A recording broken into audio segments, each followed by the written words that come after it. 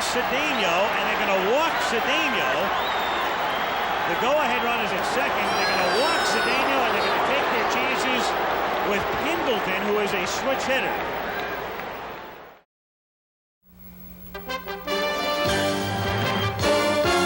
ABC Sports presents the 1985 World Series. Tonight from Royal Stadium in Kansas City, Game 2, the St. Louis Cardinals against the Kansas City Royals. Last night, the Royals took a 1-0 lead in the second, had runners at first and third with one out. Buddy Biancalana couldn't lay down a suicide squeeze bunt. Darryl Motley was tagged out in the rundown, and the Royals would not score for the rest of the night. The Cardinals, meanwhile, got single runs in the third and fourth, and then this great defensive play by Terry Pendleton, the catch and throw to nail Jim Sundberg. The Cardinals added one more. One game won, 3-1. Tonight, the Royals try to even things in Game 2.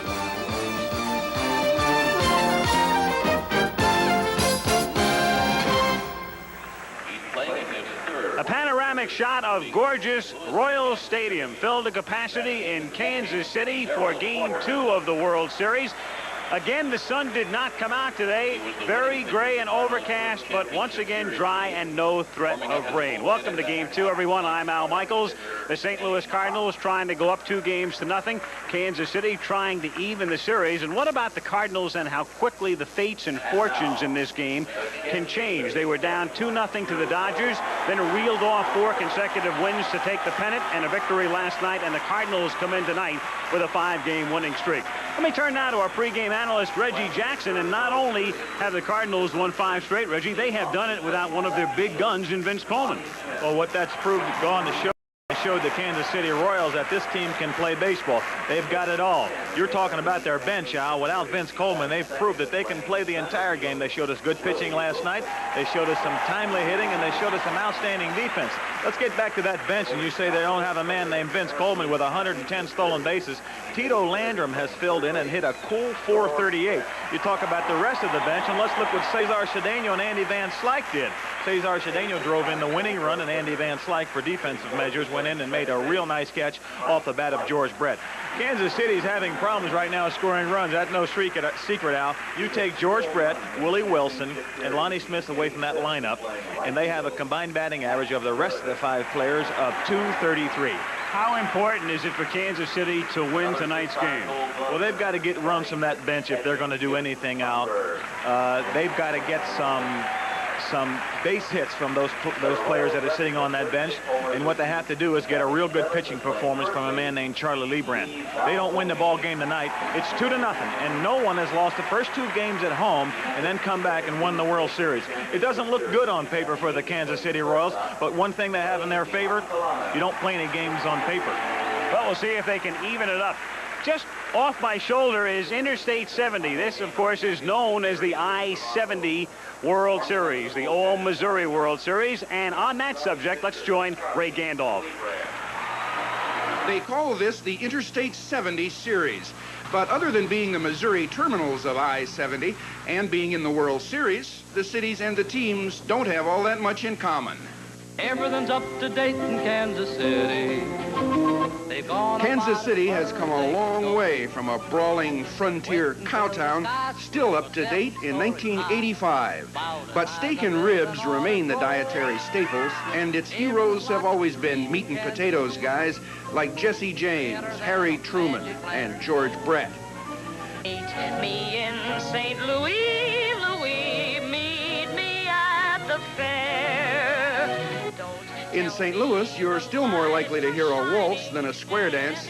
Its magnificent arch announces itself as the gateway to the West, but it also faces the sophisticated East. Here you can enjoy catfish and high tea and still be thought a regular fellow. The Cardinals mirror their city's double image. Ozzie Smith brings ballet to the ball field. Vince Coleman runs like a polo pony. And Jack Clark can beat your brains out with one swing of the bat. The Royals have been called George Brett and the 24 Dwarfs, but his teammates have proved that they can get off the floor and win. Ask the Blue Jays. The Cardinals were 2-1 favorites going into the series, and they won the first game. But here in Kansas City, they remember 1948, when Tom Dewey led Harry Truman for 8 innings. Well, game 2 is approaching in Kansas City as the Royals try to square this one at a game apiece. The Cardinals try to go up 2-0. Our pregame show continues in a moment. Outside the stadium, there are some Redbird backers who have made their way across the state down I-70, ready to enter Royal Stadium. Their team goes home for game 3 Tuesday at Bush Memorial Stadium. And right now, let's join the public address announcer, Jack Layton. Ladies and gentlemen, tonight's color guard is being presented by the Headquarters and Headquarters Company Combined Arms Center, Fort Leavenworth, Kansas. The Kansas City Royals invite you to stand and join with Melba Moore, star of Broadway, television, and Capitol Records, as she honors America with the singing of our national anthem.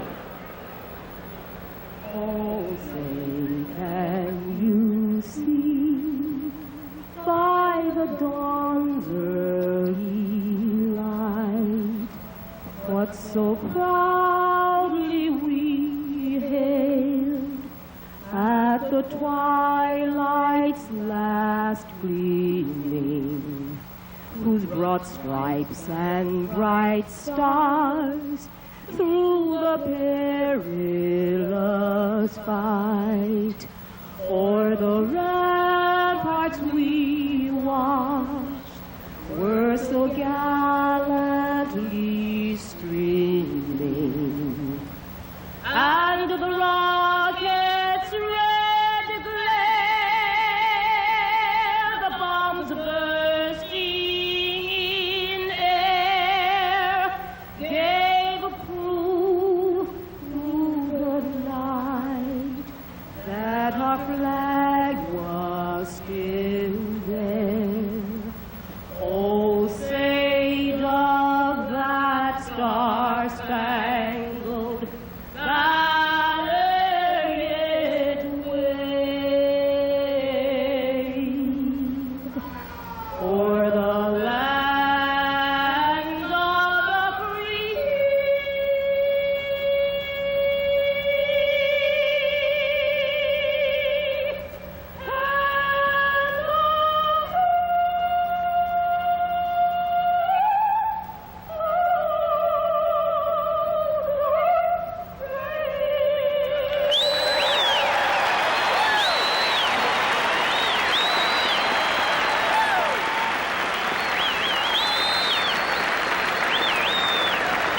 And as the crowd salutes singer Melba Moore, we'll return to ABC's exclusive presentation of the 1985 World Series after this message and a word from our local stations.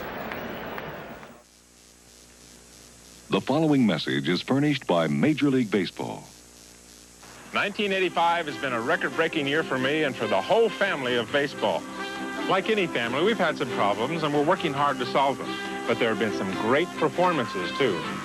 Take that gentleman in California and that kid in New York. And, of course, my forever young teammate in Chicago. So from all of us in the family of baseball to our family of friends, thanks for sharing a great season.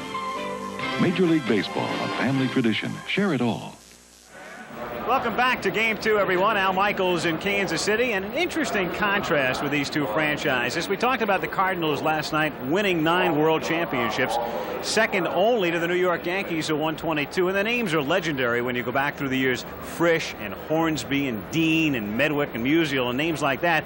Meanwhile, the Kansas City Royals were only born in 1969. So not nearly the tradition the Cardinals have had, but tremendous success. In fact, they've been a blueprint for expansion success, as Kansas City has now won the Western Division title 6 times in the last 10 years, but still looking for their first World Championship as they try to even the World Series tonight. Working with me again, of course, will be Jim Palmer, who played in 6 series, and Tim McCarver, who played in 3, and they're visiting with the 2 managers, Dick Hauser and Whitey Herzog. So first, let's join Jim Palmer. As we talked about last night, we talked about the things that Kansas City had to do to win a World Championship. Number 1, they had to have good pitching. Danny Jackson pitched a great game. Number 2, they had to play good defense. They executed very well last night. I think what the skeptics really felt about the Kansas City Ball Club, would they be able to score enough runs without the DH? With me today is manager Dick Hauser, the manager of the Kansas City Royals. Dick, what are you going to do to try to get more offense? Are you going to change your lineup? Are you going to try to bring more people off the bench? Jim, that's probably the last thing that you suggested. That's probably what we'll have to do. We're hitting less than 200 as a shortstop team. And, of course, we're using the pitchers. Our pitchers haven't hit all year because of the DH. I can't make a lot of lineup changes. People have asked me about playing Hal McRae in the outfield. I wouldn't ask a player to do something he hasn't done in 5 or 6 years. So what we'll probably do is try to stay close and use guys like McRae off the bench to win it for us. Will we see you going for the big inning, or maybe will you try to play for the 1 run? Jim, we haven't had many big innings this year. We'll probably just have to go one at a time. If we get a chance early in the ball game, you can expect me to pinch hit, for example, for Buddy Biancalana if we've got a chance to get a couple of runs. But I don't expect us to have many big innings. We're going to have to plug away, try to get this thing done with our good pitching. When Whitey Herzog was the manager of the Kansas City Royals, he won division championships in 1976, 77, and 78. Well, he was fired in 1979, and even though the Royals made it to the World Series in 1980, Whitey wasn't their manager. And Whitey, after winning a World Championship in 1982 with the Cardinals, do you savor this a little bit more, this World Series, because you're playing against the Royals? Well, not really, Timmy. I came over here, and Kansas City had never won anything. I was here as a player in 58, 9, and 60. I had left Kansas City, got a chance to come back here and manage. The ball club was ready to blossom. We were able to win. We lost 3 tough playoffs to the Yankees. They had great teams at the time. We lost in the 9th inning of the 5th game twice, and in 79, we finished 3 games out, and I got fired. I was here 5+ years, and anytime a manager's someplace for that long, I guess you've done a pretty good job. I was fortunate enough to get to go with the Cardinals. They were having problems in 1980. I replaced Kenny Boyer, who's a good friend of yours and mine, and got to make the changes I wanted. Mr. Bush let me do everything that I wanted to do and put the club together. Won in 82, kind of tore it apart again, and got it back here in 85. But playing here right now is just a thrill to me. My home is 2.5 miles from the ballpark.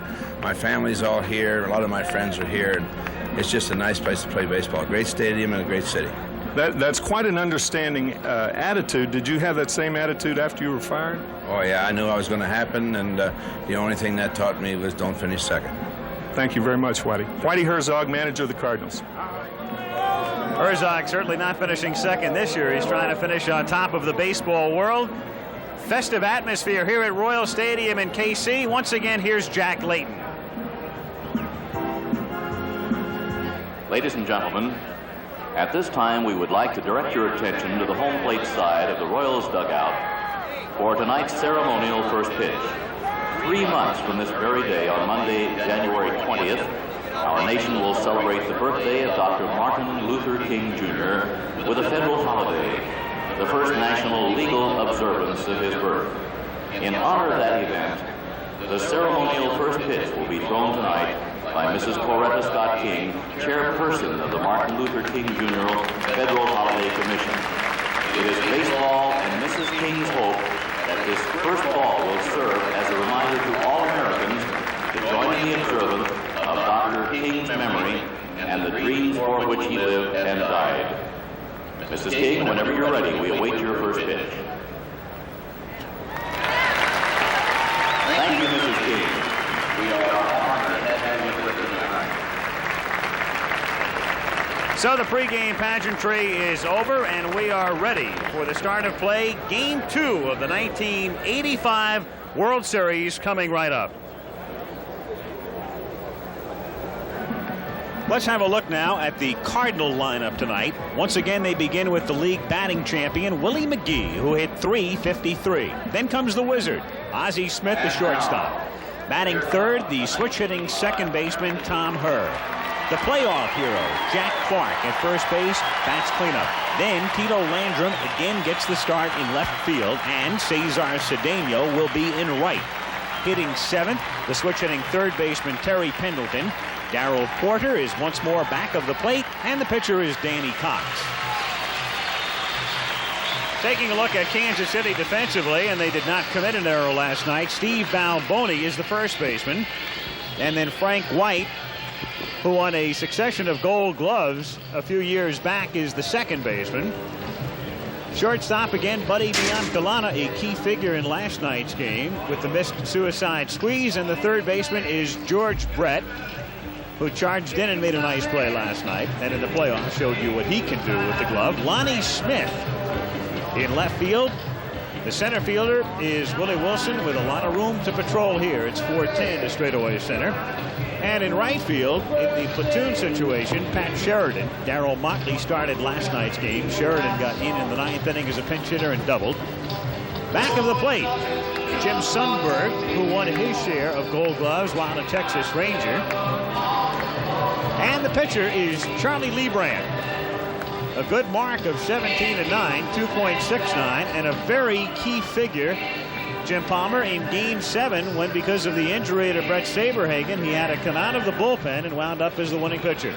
That's true, Al. He started the second game and pitched poorly. He came back and pitched very well in the first game, then pitched very well in the 4th game, and then in the 7th game, when Saberhagen was hit with a hard shot off the bat, he came in and pitched 5 1/3 innings, gave up a couple of runs, but they held on to win 6-2 and did an excellent job. Kept him in the ball game all the way, and all the way to Quisenberry. Can't ask for really more than what he's done. Last year is 11-7. This year 17 wins, which we saw with the graphic. Not an overpowering type of pitcher. A couple of change-ups, 3 of them to be exact. They all do something different. A little bit of a breaking ball, doesn't throw it very often. But he's effective, and that's the bottom line. Tim, it would seem to me he would be a very easy pitcher for a catcher. He has a nice fluid motion, pretty good control. And plus, with the Cardinal Rabbits on base, he's got a good move. He had 7 pickoffs this year. And Jim Sundberg, of course, with a good throwing arm. And you need that combination against the Cardinals. A guy with a good move and a catcher with a good arm, because these guys can flat fly. Well, we'll see about McGee. They figured out a way to get him off the bases last night when he doubled, and they threw him out on a perfect relay. And they figure out another way on a 2-hopper to Biancolano. 1 pitch and 1 out here in the 1st inning. So the league batting champion is gone, and he is 1 for 5 now in the series. Billy Williams is a National League umpire with Jim McKean at first, American. Bob Engel, National. John Shulock, American. Jim Quick, National, down the left field line. And Don Denkinger, who worked home plate last night and would work home plate again if there is a 7th game, is on the right field line. Ozzie Smith, 0 for 3 in Game 1, takes a strike. The MVP in the National League Championship Series with the game-winning home run in Game 5 and the big triple in Game 6. 1-1 to count. Ozzie Smith, the Wizard of Oz, and that's not a name he picked up in St. Louis, because before that he was at San Diego. And the Cardinals naturally knew all about him, sought him. He had some contract problems down there. And if they thought he had contract problems or problems signing him then, how about now with a $2 million figure annually? Brett in foul territory. This one, and Smith is out number 2. Tommy Herr coming up. It's funny how few people, both nationally and around the St. Louis area, however, Al, have not spoken about that $2 million since Ozzie Smith won Game 5 of the National League Championship Series. You'll recall, Tim, too, there was a lot of public flack of sorts, too, when the Red Sox had to give Wade Boggs $1 million in arbitration this year. And everybody said that's ridiculous. And then all Boggs did is go out and get 240 hits and win the batting championship. Tommy Herr takes inside. Talk about bargains. maybe Boggs is the $2 million man. There's another bargain right there, Charlie Leibrandt. He came over from Cincinnati in a deal and did not have immediate success because he was up and down for a couple of years, up and down between here and Omaha, the AAA affiliate. 2-0. 2-2 to Herr is grounded to Brett, who charges, throws, and misses. And as was the case last night, the St. Louis Cardinals go down quickly and in order in the top of the 1st inning. After a half in Game 2, Cards nothing, and the Royals coming up. Now we'll look at the Royals lineup tonight, which starts with Lonnie Smith leading things off, and the other speed merchant, Willie Wilson, batting second. George Brett in a class by himself bats third. Once more, Frank White hits fourth. He hit 22 homers this season. The platooning Pat Sheridan gets the start tonight against the right-hander Cox. Jim Sundberg hits in the number 6 position. Steve Balboni, 36 home runs, bats 7th. Buddy Biancalana is the shortstop, and the KC pitcher Charlie Leibrandt. And the Cardinal defense, a big reason for their success. Again, Landrum in left, McGee in center, and Cedeno in right, with Pendleton at third, Smith at short, Kerr at second, Clark at first. Porter catching and Cox pitching. And I'm reminded as you look at Danny Cox, with Landrum in left field again, that means Vince Coleman is out. And in talking with Gene Gieselman, the Cardinal trainer, and he's an excellent one, they've been working on Coleman. He has just not responded as well as they had hoped, and in fact tomorrow they're going to run a bone scan on him, and it's beginning to look highly doubtful as to Vince's availability for the rest of this World Series. It's a situation where they say he looks absolutely normal when he walks, but the minute he tries to putting stress on the leg and by running, which is what he does best with those 110 stolen bases, he's unable to do so. Well, Danny Cox is pitching 18-9. You saw in the graphic, 6'4", 230 pounds. Tim, you'd kind of think that he'd throw the ball right through the back spot. Lonnie Smith to lead things off. Smith, Wilson, and Brett. There is Coleman in uniform and somewhat available. I suppose he could pinch hit, but then Herzog would have to take a chance on him re-injuring that leg. 1-0 pitch is taken low, ball 2. Vince Coleman doesn't do you a whole lot of good if you have to pinch run for him. Oh, you don't have to pinch run for Lonnie Smith. Imperative that he and Wilson get on base. And he does with a solid single into left field. So Lonnie Smith gets on. He did that last night, and he was off in a hurry because they picked him off. And remember, during the regular season, he was picked off 12 times. So Smith, who had 40 steals as a Royal and who had 12 as a Cardinal before he was traded here in May, is at first base, and Wilson is the batter. That 278 figure, interestingly, is the second highest batting average among the Royals this season in terms of their starters, trailing, of course, George Brett. Pitch up high, but it does point out the problems they have with the rest of their order. Cox, a slow starter, to say the least. As a matter of fact, the last game that Danny Cox lost was back on September 10th. In that game, he gave up 5 runs to the Mets, a grand slam home run to Howard Johnson of the Mets.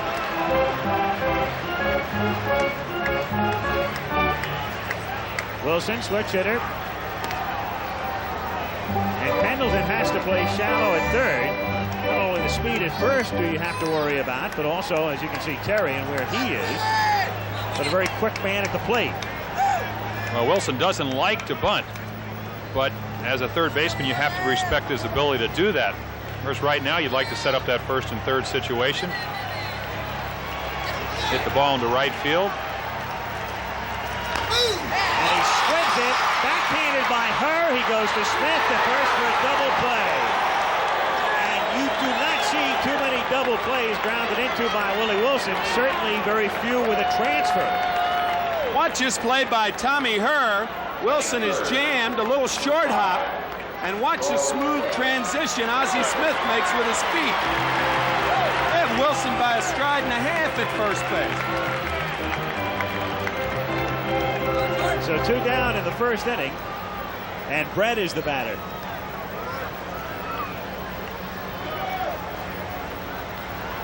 Of course, on the artificial surface, it's easier to double up a hitter like Willie Wilson because the ball gets to the infielders much quicker. Brett takes a strike. Dick Hauser, the man who knows his team is having trouble scoring runs. They did all season long. Second lowest batting average in the American League. Wilson, by the way, grounded into 6 DPs during the regular year. And the count on Brett is 0-2. Kind of a contradiction the way when I talked to Dick, he said he was going to maybe play for 1 run. But again, I think his thinking with Wilson is if you bunt with Wilson, you take the bat out of Brett's hand. They may walk him. And you don't have Hal McRae hitting 4th. You have Frank White. may be the reason for this strategy. I think also, but he probably meant he'll play for one run if it's the bottom of the order as well. If he's going to have any semblance of a relatively big inning, those first 3 guys just have to do it. That's right. Oh, plus he may know that Cox has trouble in the first inning. And Brett grounds it down to Clark at first base, and so Brett begins the World Series by going 1 for 5. No runs ahead and nobody left on. 1 scoreless inning in the books in Kansas City. Last night's winner, John Tudor. What did I say? Bears, Vikings? Well, if the Vikings think they're going to play a doubleheader, don't worry about it. I was wrong. Green Bay and Chicago. 0-1 the count. Clark. But Graham probably said, what? What did he say? Clark takes inside, and the count 1 ball and 1 strike with Landrum on deck, and then Cedeno. It's a great angle to see Jack Clark's turn into the ball. I don't think anybody has a purer turn into the ball. You see the shoulder close, hitting from a closed stance, and he triggers back. What hand action he has. I mean, he can buggy whip a baseball. Trying to do it that time, and the count is 2-2.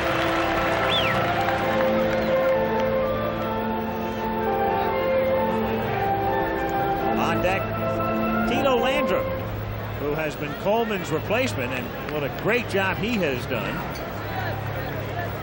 League Championship Series, and then last night 2 for 4 and a nice running catch. And you could see the shoulder twitch of Billy Williams. It was more than a twitch.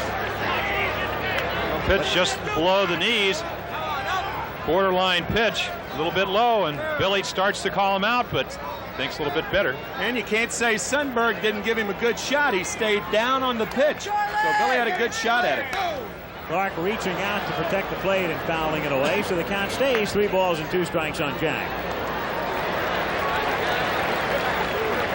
Jack Clark has always been highly sought.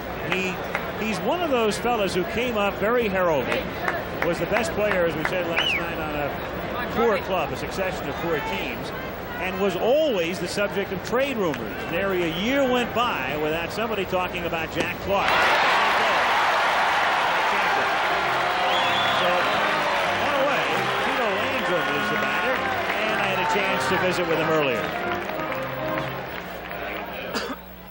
What do you think about when you begin to realize that you're going to have a 3rd World Series ring on your hand one of these days? It's jubilation, believe me. I look at the Hall of Famers. Ernie Banks comes to mind real quickly. 22 years in the major leagues. Didn't have the opportunity to play in a World Series, I believe. The last 3 or 4 years, I've had the opportunity to be in 82, the 83, and now the 85 series. So I count my blessings and feel I'm very fortunate. The well-spoken, articulate Landrum out of Joplin, Missouri, a strike. He played with the Cards in 82. We mentioned last night he was not eligible for postseason play, but he did get a ring. Then he got the ring in Baltimore in 83. And here's a man that definitely needs a safe deposit box. Exactly. 1-2 the count. No, he said he was fortunate. Those who are unfortunate are the pitchers that have to face him, because he's been doing a heck of a job. Well, they pitched him away last night. The 2 times they came in, they were successful. Leibrandt ahead in the count. We'll see where he goes. Inside, 2-2. And it's over the called strike 3. Landrum looking back curiously at Williams' call. And back to the dugout.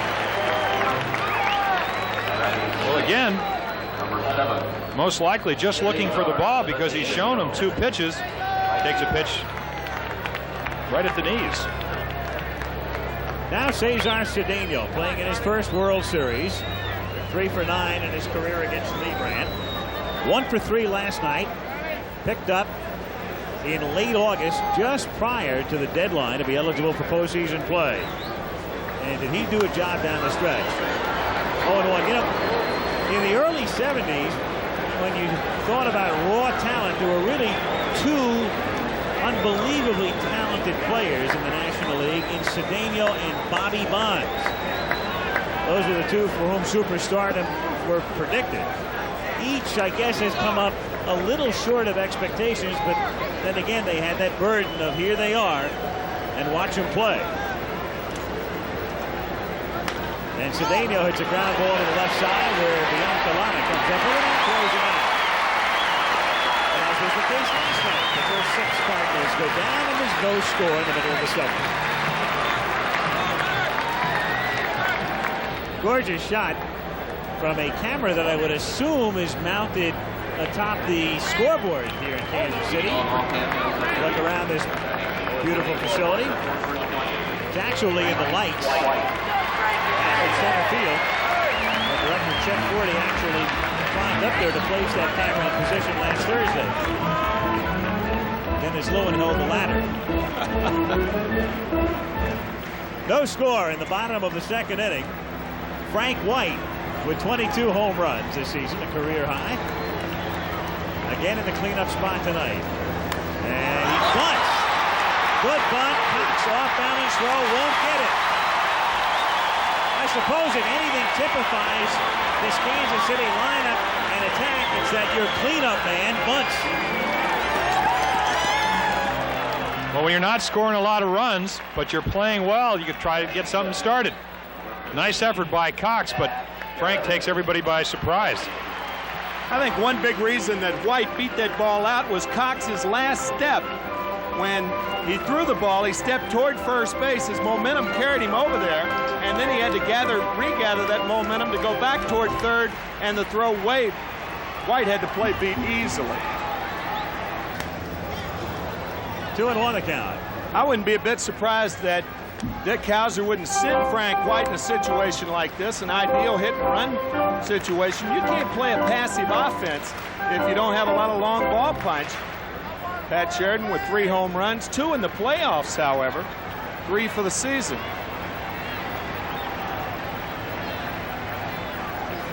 And White is going. The pitch is swung on and missed, and the throw is caught by Smith, who leaps over White. Frank with a steal. And Porter's first attempt was an errant one.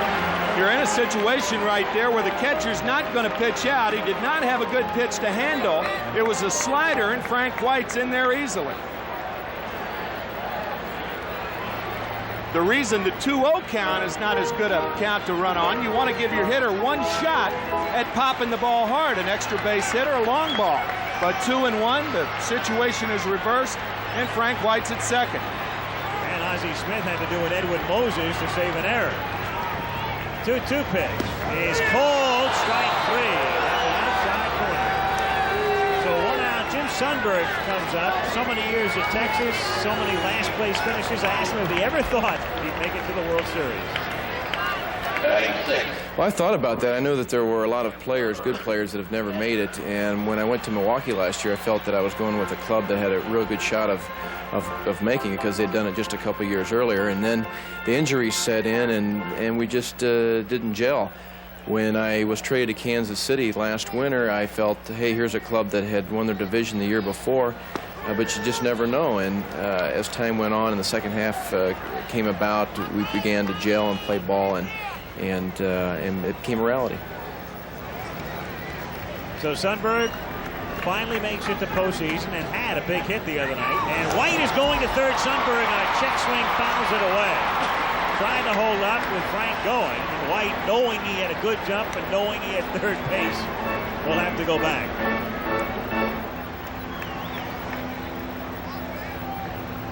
Two balls, 2 strikes the count.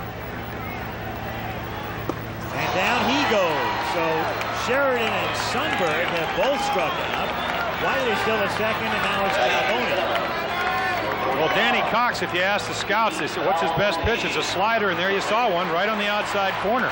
Again, 6'4", 230. You'd think an overpowering pitcher, but his best pitch is a breaking ball.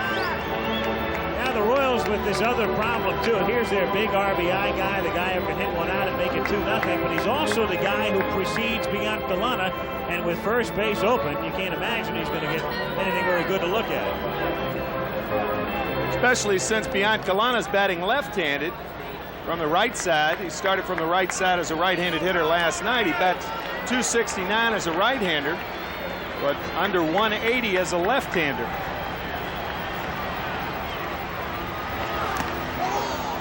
Oh, 1 to count.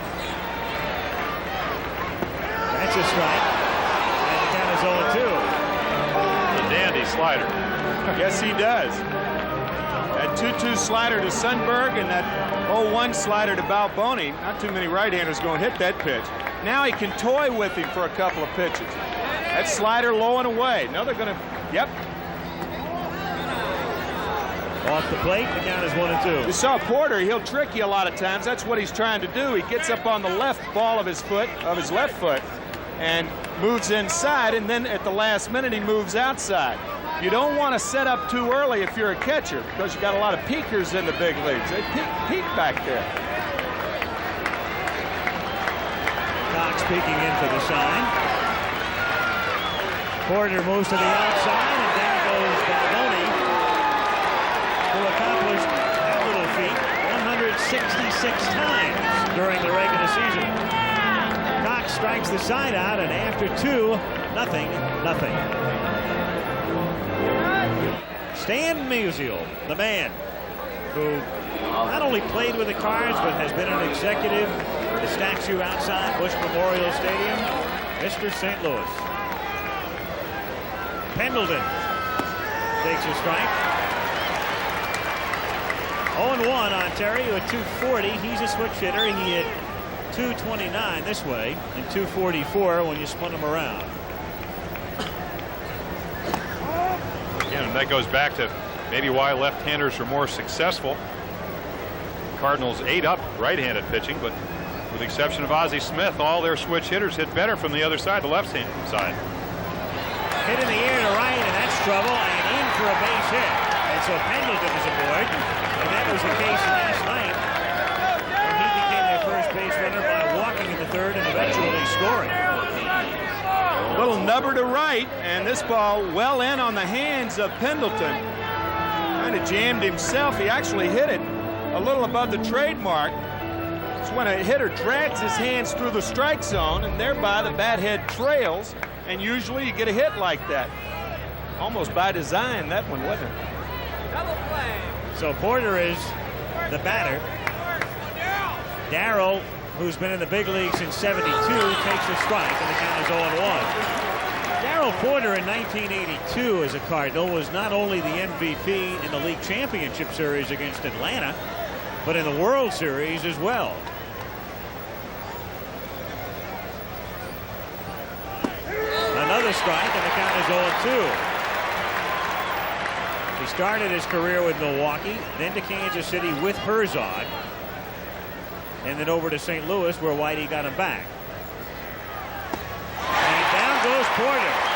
Picked it up, threw it hard, and strikeout number 3 for Leibrandt.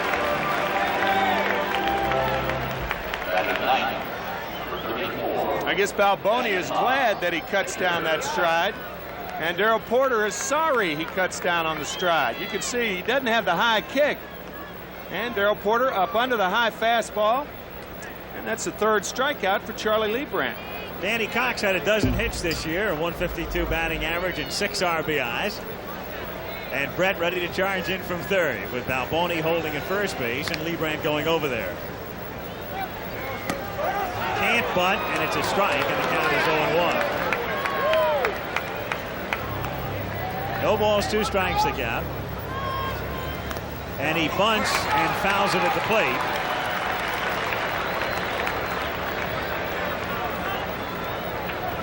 So the count is a ball and 2 strikes. Some of the crowd is going, what's going on? What had happened was the scoreboard had 2 strikes as the count. The scoreboard operator didn't see it. Now it is correct at 1-2. But the scoreboard operator didn't see Billy Williams say that the second pitch was not a bunt attempt. So they were confused and wondering what was going on. And the 3-2 is strike 3. Rarely will you see a batter on a bunt attempt with 2 strikes let one go by. He wound up making the pitch, and down he goes. Well, again, just fooled. Fastball right down the middle of the plate. When you're 6'4", sometimes the ball, and this is the truth because that's how tall I am, you'd think the ball is below the knees. But Billy Williams didn't think that, so you go back to the bench. When was your last at bat in the American League? I guess 1972, huh? Well, actually, World Series 79. As McGee hits a fly ball in the air to right center field, deep but playable, and Willie Wilson tracks it down. At the end of 2.5, still no score in game 2.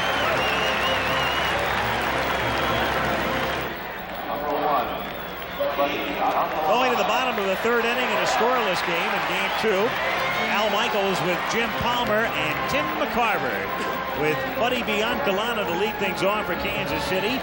Then Leibrandt, and at the top of the order in Lonnie Smith as Biancalana takes outside. Buddy, the switch hitter who batted .188 this season. 1 homer and 6 RBIs. Somebody get hit, buddy! Fouled away, and the count is 1-1. 3 straight at this point for him. Mo Drabowski, a teammate of Jim Palmer in the 1966 series against the Dodgers. Came in relief of Dave McNally the first game. I saw him strike out 11 in 5 2/3 innings. Mostly on blown away sliders and high fastballs. The next day I went out and pitched a 4-hitter, and they said, when did you know the Dodgers couldn't hit the high fastball? I said, when I watched Drabowski. I mean, it was like an instant replay all afternoon. And Biancalana is on. And Cox winds up walking the 188 hitter. That was the case last night as well, but only after Biancalana had missed the suicide squeeze attempt. He then drew the walk, and up comes Leibrandt. And they get 3 guesses as to what Leibrandt might be doing here. I think it's safe to say that Charlie will be bunting. I think it's the ultimate lock.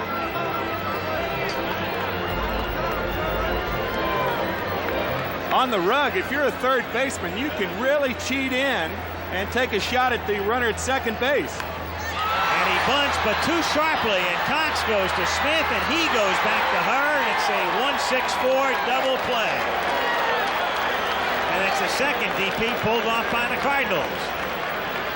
So Cox came down off the mound, handled it with dispatch, and there are 2 gone. Probably the first time that Charlie Leibrandt ever had a bunt in the major leagues. 1 hopper. Again, something you work on spring training. What's impressive is the pivot and the footwork with Ozzie Smith. Just a quick throw to first, double play. Well, it's the first time he had a bunt, obviously, since joining the Royals, but he was with Cincinnati with a lifetime average of 146 coming in. There's only one thing tougher than hitting after you hadn't hit for a while, and that's bunting after you haven't bunted for a while. Smith fouls it away, so neither pitcher is able to do the job in a bunt situation. 2 down. Reason I say that is that I think there's an innate fear when you square around and face a pitcher. I think that's one of the reasons that guys do not get the ball down, especially on artificial surface. Bunting becomes a different game. Backhanded by Pendleton. Another nice play after knocking it down. And what a job that man has done defensively in postseason play. Great catch and a great play in the playoffs last night at foul ground. And now a nice stop here by him. Knocks it down with the heel of his left hand and recovers in a hurry. Good play, Terry Pendleton. 3 rapid innings are gone. No score. 4th inning in Kansas City. A scoreless second game of the World Series, and Ozzie Smith gets backed off the plate. Smith, Kerr, Clark, and on the bench, Terry Pendleton, who really improved defensively the second half of the season, and that's manifested itself in front of the entire country in the last couple of weeks. Little fly ball, back of third, slicing down the line, going into foul ground. Great catch! Oh, what a play by Terry Pendleton! Magnificent play by Terry Pendleton. 1-2 pitch is lifted in the air to medium deep left field and foul ground, and Pendleton with some deja vu as Sundberg comes to the plate and is out. And Terry Pendleton has that play down to a science. Getting so you can't drive a ball through the left side of the Cardinal infield. Can't even hit one over their heads anymore. Unless you've got a lot of lift, right? Ozzie fouls it away, and the count 1 ball and 2 strikes. We were talking about Smith's contract before, the $2 million. One of the things the Cardinals, of course, had to do was to maintain the interest of the fans, and the fans were obviously very upset earlier in the year when they let Bruce Sutter go, let him become a free agent. And it's amazing, in a way, Whitey Herzog has been almost like the mad scientist. He had a world championship club in '82, and he just about dismantled 2/3 of it and rebuilt it and let Sutter go. Kept Smith. They felt that was important. He's back in the series. Little squiver picked up by Leibrandt. Smith is gone. Meanwhile, let's take a look at that play by Pendleton again. Oh, this is why they call the third base position the reaction position. Ball is on top of you in a hurry, and that ball was no exception. Knocked it down with the heel of his glove and a strong throw. Terry Pendleton. Getting so it's routine with him, isn't it? Just what the Cardinal left side of the infield needs, huh? Yeah, right. Another glove man. Yeah. Tommy Herr takes inside for a ball. Gave him the nickname Houdini of the hot corner. And he has been just that. What makes the position even more difficult on artificial turf is that with a guy like Lonnie Smith, anybody that can bunt, you have to cheat in. Ball gets down there in a hurry. 1 ball, 1 strike to count on Tommy Herr. Tommy Herr, good postseason thus far, and a great regular season. He had an MVP type first half of 1985, tailed a bit. Kind of funny, though, the way he emerged as one of the pit players to a big star. Grounded to short. And the Afterline throws it out. 2 down. Herr was one of those players that came from the '82 team, but on that '82 team, he was one of the parts, one of the guys who moved guys along and cemented the infield, and now this year he's become a major factor.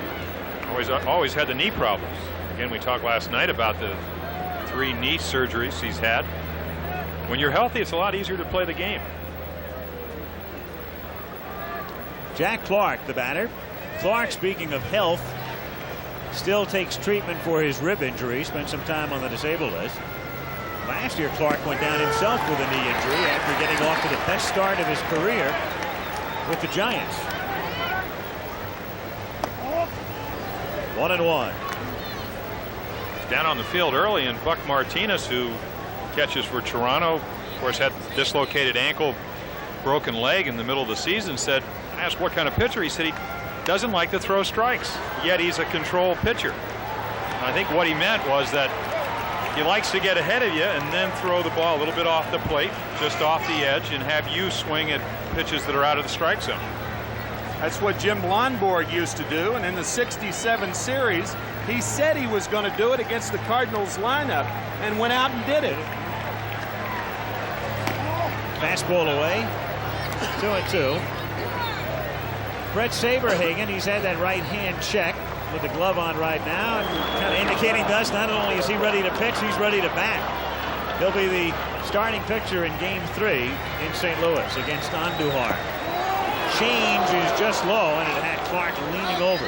3-2. I talked to him today. He said he threw yesterday in the bullpen, and actually the bruise was on the heel of his right hand. He said no problem at all.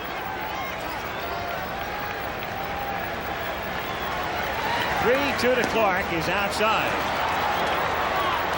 So Clark at first, Landry the batter, and there is Joaquin Andujar, who had such a great first 2/3 of the season, and then slumped in the latter half, but worked twice in the playoffs and slated now for Game 3. Tuesday night, Busch Stadium. Tito Landrum struck out in the second inning. Lifts his foul. This, by the way, is the first World Series with every game played at night. And leave it, of course, to the old Maverick, Charlie Finley, who first suggested it. In fact, Charlie Finley suggested to then Commissioner Ford Frick in 1963 that all World Series games should be played at night. It took him until 1971 to play even one game at night. Fast swing strike, and the count is 0-2. But we've gone from 1 to then 3 for a few years to 5, and now all prime time. 1-2. Finley, by the way, if you're wondering, owned the Kansas City franchise, not this one, the A's, and then moved them to Oakland. Sold the team after creating that dynasty out there. Is doing quite well, thank you, in the insurance business, which has been his prime concern for years.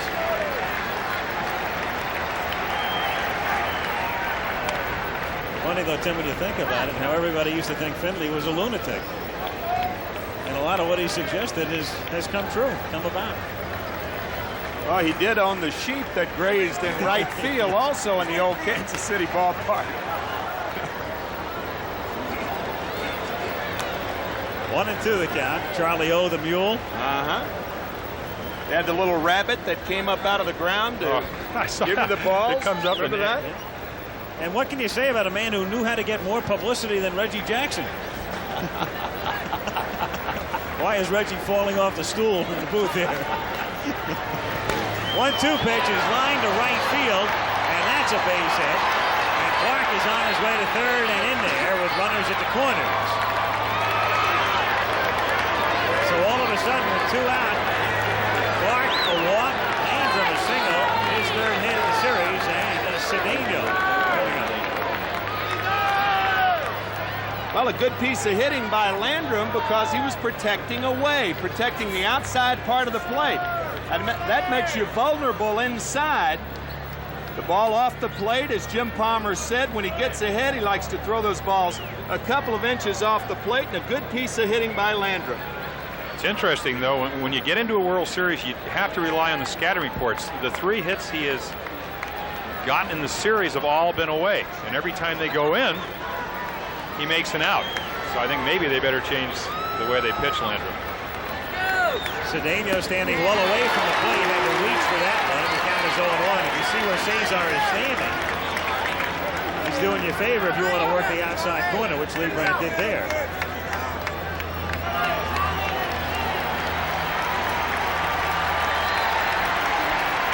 And the 0-2 is inside this time, and the count 1-2. Little purpose pitch, make him aware of the inside part of the plate. Be interesting to see if he'll try to get him out away. The double that Cedeno had in last night's ball game was a ball that Danny Jackson got in on him, a slider in. He broke his bat and drove in what was to eventually be the winning run. Cedeno breaks his bat, and it's a looper to beyond Carolina. So Leibrandt gets out of the jam, and we are still scoreless after 3.5.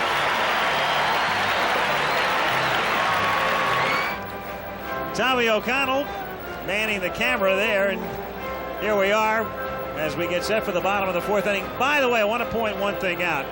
Ladies, a significant statistic. Jim Palmer celebrated his 40th birthday earlier this week, and so the next time you look at those ads, just remember, they've had to touch up the varicose veins. Thanks, Al.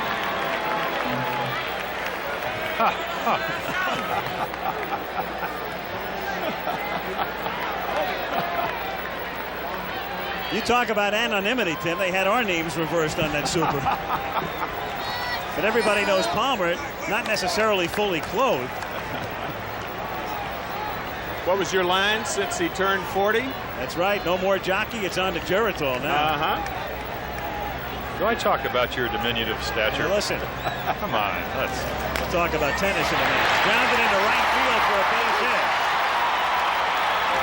So Wilson is aboard. A single by Willie to start things in the bottom of the 4th inning. And now let's see if the Royals can get something going with Brett. And a straight change that Willie Wilson finds the hole on the right side of the infield. On artificial surface, no way you're going to get to that ball. And there's no way, in my opinion, you're going to keep Willie Wilson from running at first, probably after Brett hits.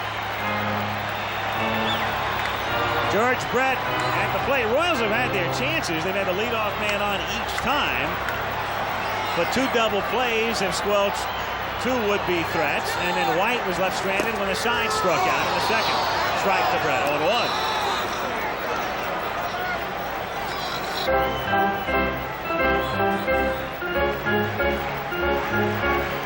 Would you send him with George Brett hitting, Jim? No. I wouldn't either.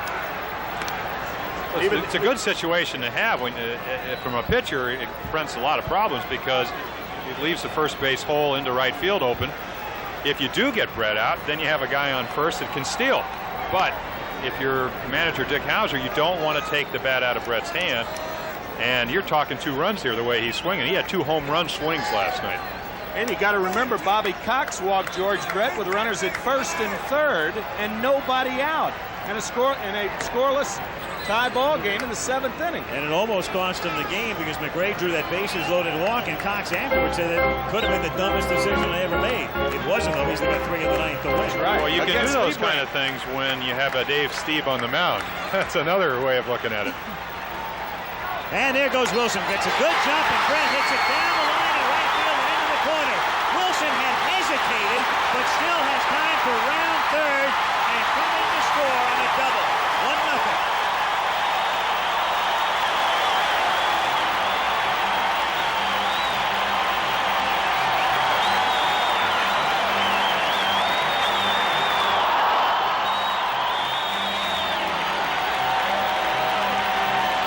Willie Wilson off with the pitch, and there he goes. He had a super jump, and Dick Hauser putting Wilson in motion, a hit-and-run play.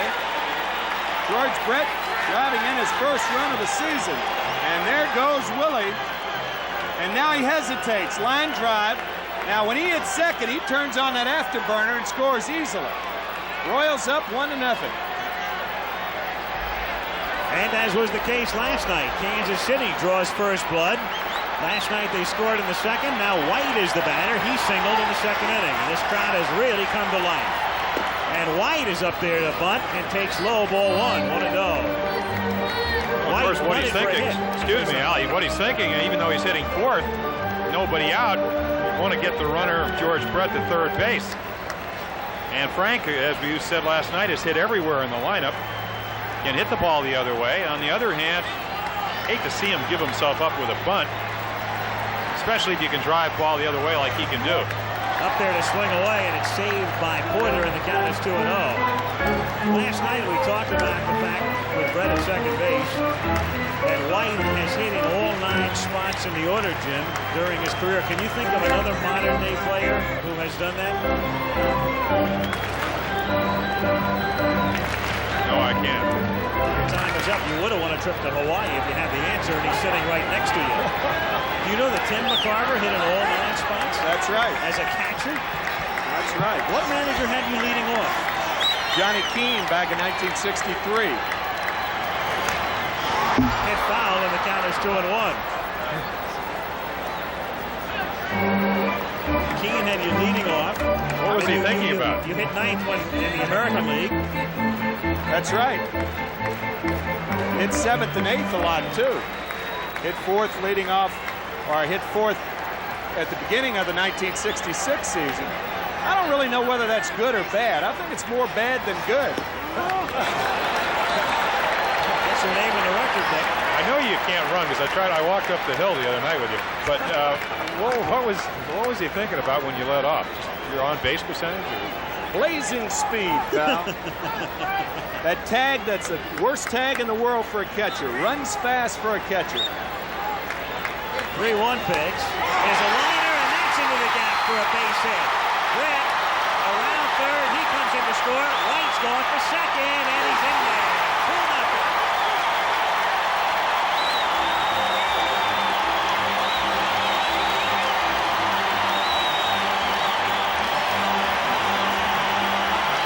2-0. Behind in the count, he goes with his best pitch. Looks like a slider up in the strike zone. Up the gap in left center. Again, Landrum, good arm. White running all the way from home plate. Beats it easy. One thing you can do in AstroTurf. All of the hits in this inning have come on off-speed pitches. A straight change to Wilson, a slider to Brett, and now a slider to Frank White. Mike Rourke, the pitching coach, out to talk to Danny Cox. And I guess one thing he's going to tell him, Jim, is to reestablish the fastball. Well, he's probably going to ask him how his elbow feels, too. Some concern after Cox pitched the 3rd game of the playoff for the Cardinals. Had problems with his elbow really all year. Bone spur developed in 1982. He's had problems with it. And Tim, when you throw a slider, that's probably the most injurious pitch for an elbow. Puts a lot of pressure on it. In the bullpen, Bill Campbell up and throwing. Part of a deep bullpen. Campbell normally the first to get up. They like to go to Worrell and Lottie and Daly later on. So Campbell and Horton, the lefty, have been the long men in postseason, and Bill is up here in the 4th inning. Sheridan, the batter, he struck out. 0-1. Where are we dumb? We say Mike Rourke's going to go out there and tell him to establish the fastball. He comes back with a straight changeup.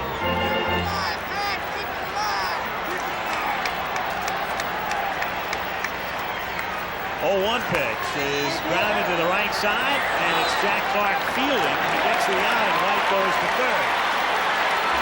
So Sundberg will come up and try to hit a fly ball deep enough to get him in with the score 2-0.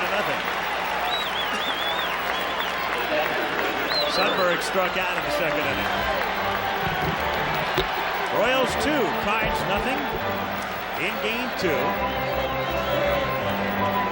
A single by Wilson, a double by Brett, a double by White. And those are the guys that have to do it for him. The infield has to play in. And Ozzie Smith, even though he looks halfway, that's what you would call astroturf in at shortstop. You can afford to play halfway and creep. 0-1 the count. Sundberg trying to hit the ball in the air and trying to drive it far enough to get him in. Now 0-2. 1-2.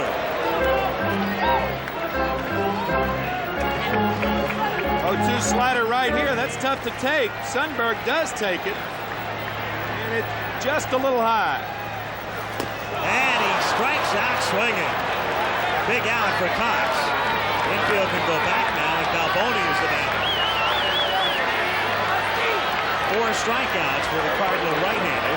Balboni was his 3rd victim when he struck the side out of the 2nd inning. 4 hits in postseason play, and all of them singles. After hitting 36 home runs to establish a club record during the regular year. 2-2 pitch is lifted in the air to left center field, deep, but it's playable as he had to reach out for it. Really wasn't that good of a swing, but it shows you the power he has as he drives McGee that deep. So George Brett doubles to drive in a run, then scores the other, and we played 4 with Kansas City leading St. Louis 2-0 in game 2. 2-0 Kansas City here in game 2. The Royals trying to square the World Series and the bottom of the Cardinal order. Terry Pendleton leading off against Leibrandt, and the count is 0-1. Pendleton, Porter, and Cox. This game being broadcast and televised around the world. There are the Japanese broadcasters. Probably sounding a lot more intelligible than we are. 0-1 pitch is inside. So I suppose we should wish them what, an Ohio gozaimasu, is that it? A lot of former major leaguers playing in Japan now. Randy Bass, one of them, formerly with the Houston Astros. That's grounded to Brett at third, who backs up, plants, gets it. One third baseman throwing out the other for the first out here in the 5th inning. And Darryl Porter coming to the plate.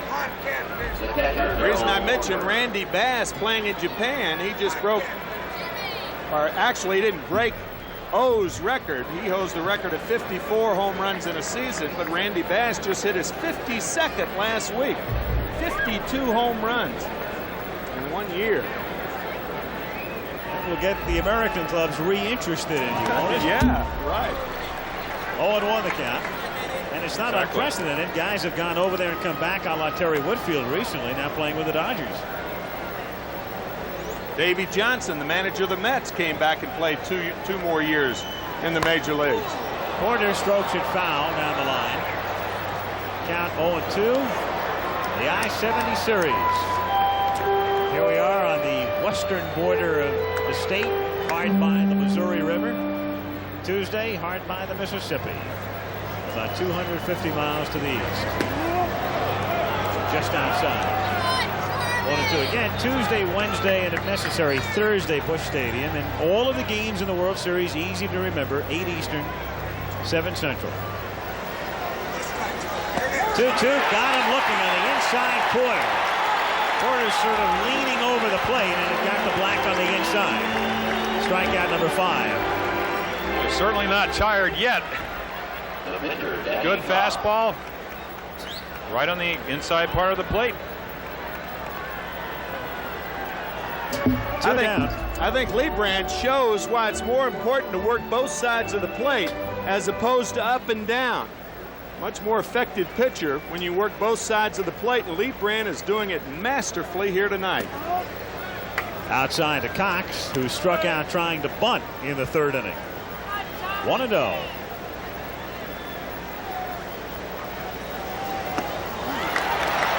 1-1. To amplify that point, Tim, what he said is he used to go out and hope that he would pitch well. He came up with a changeup, and it gave him more confidence not only in the changeup but also in the fastball. And you know you can get another pitch over that allows you to experiment and move your fastball in and out a little bit more. Otherwise, you're just in trouble. The hitter just has one thing to look for. And Cox strikes out. 6 Ks for Charlie Leibrandt after 4.5. Royals 2. Cards zip.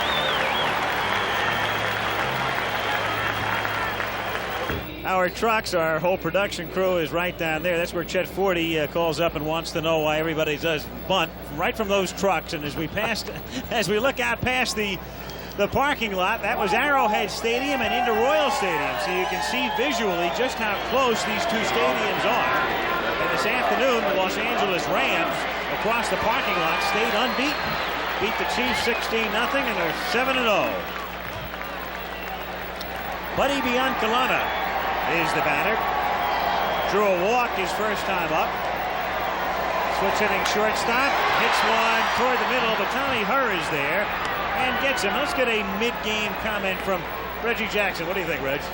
No, I see an outstanding performance from Charlie Leibrandt. And then you see the Kansas City Royals. They've been listening to what we've been saying about their offense and what they've been reading in the newspaper, that they're not scoring runs. So what do?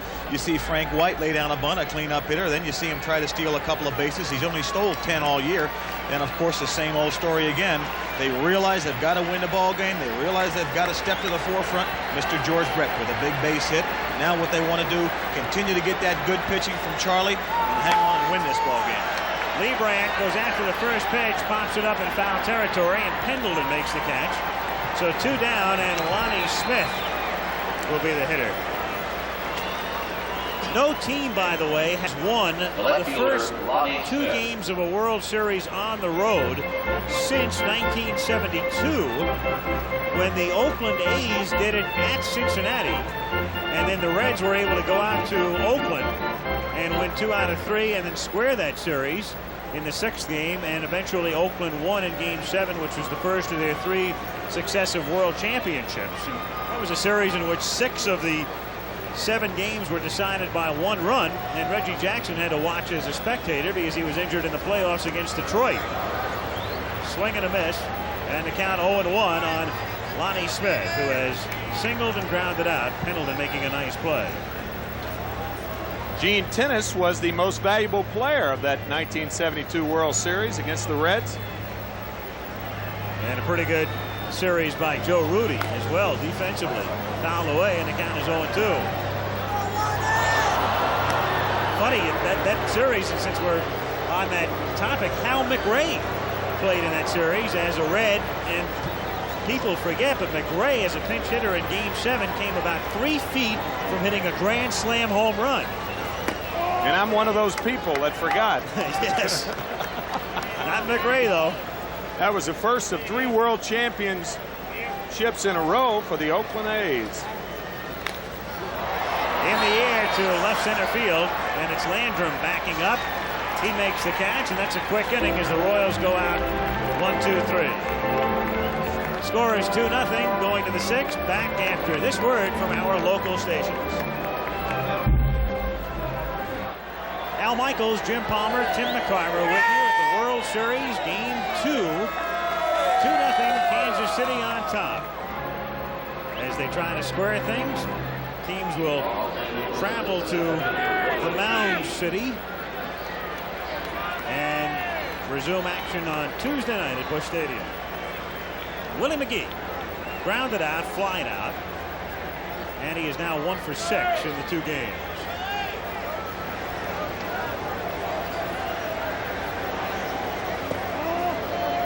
One and oh. It's interesting how the Royal outfield is playing Willie McGee. Willie Wilson over toward right center and Lonnie Smith straight away in left. Big gap in left center. 1-1 the count. A look visually there, the room that McGee has. Of course, if it's got a hump in it and stays in the ballpark, Willie Wilson's going to catch it. When it's not a line drive, Willie Wilson catches it. Nice play by Charlie Leibrandt.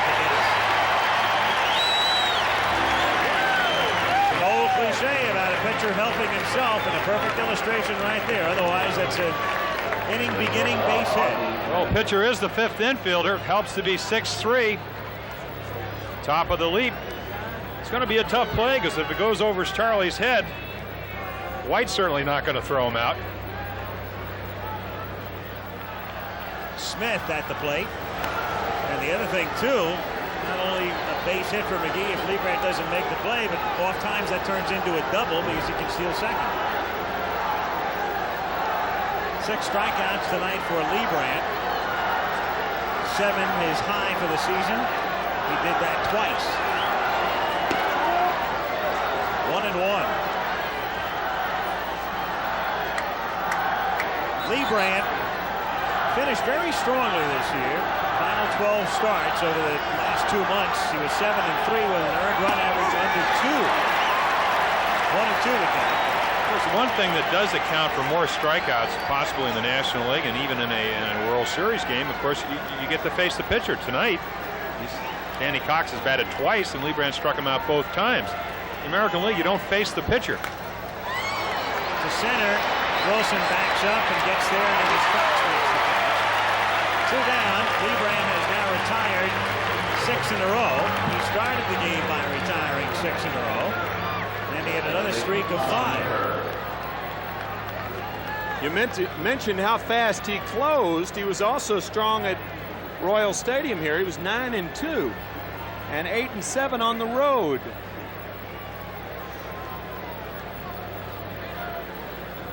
Tommy Herr, 0 for 2.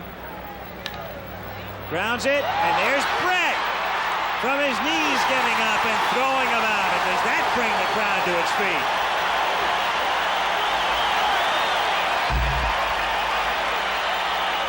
George Brett showing Terry Pendleton that he's not the only one who can play third base. Some play by Brett. It's the World Series, and it's shades of Nettles as well. Hot smash. What a play by Nettles. Throw in time.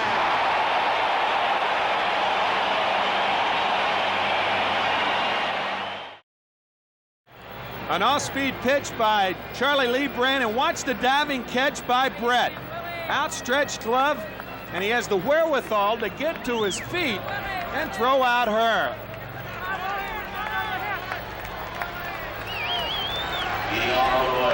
Fine play by George Brett.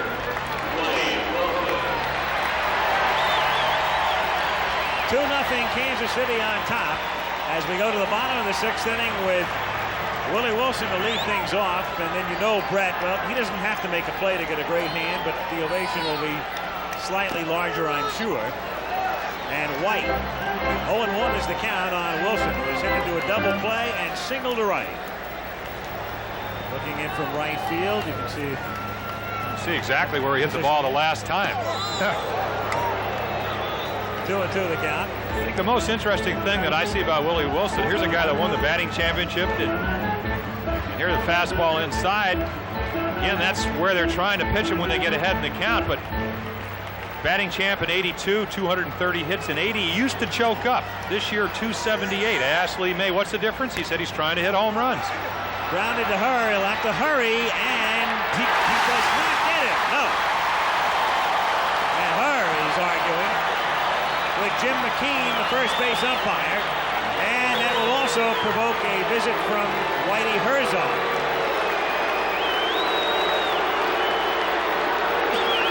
So our first argument of the World Series ensues. It's really hard for a manager to come out and argue like this because he's really going on the reaction of his second baseman and his first baseman. Sure.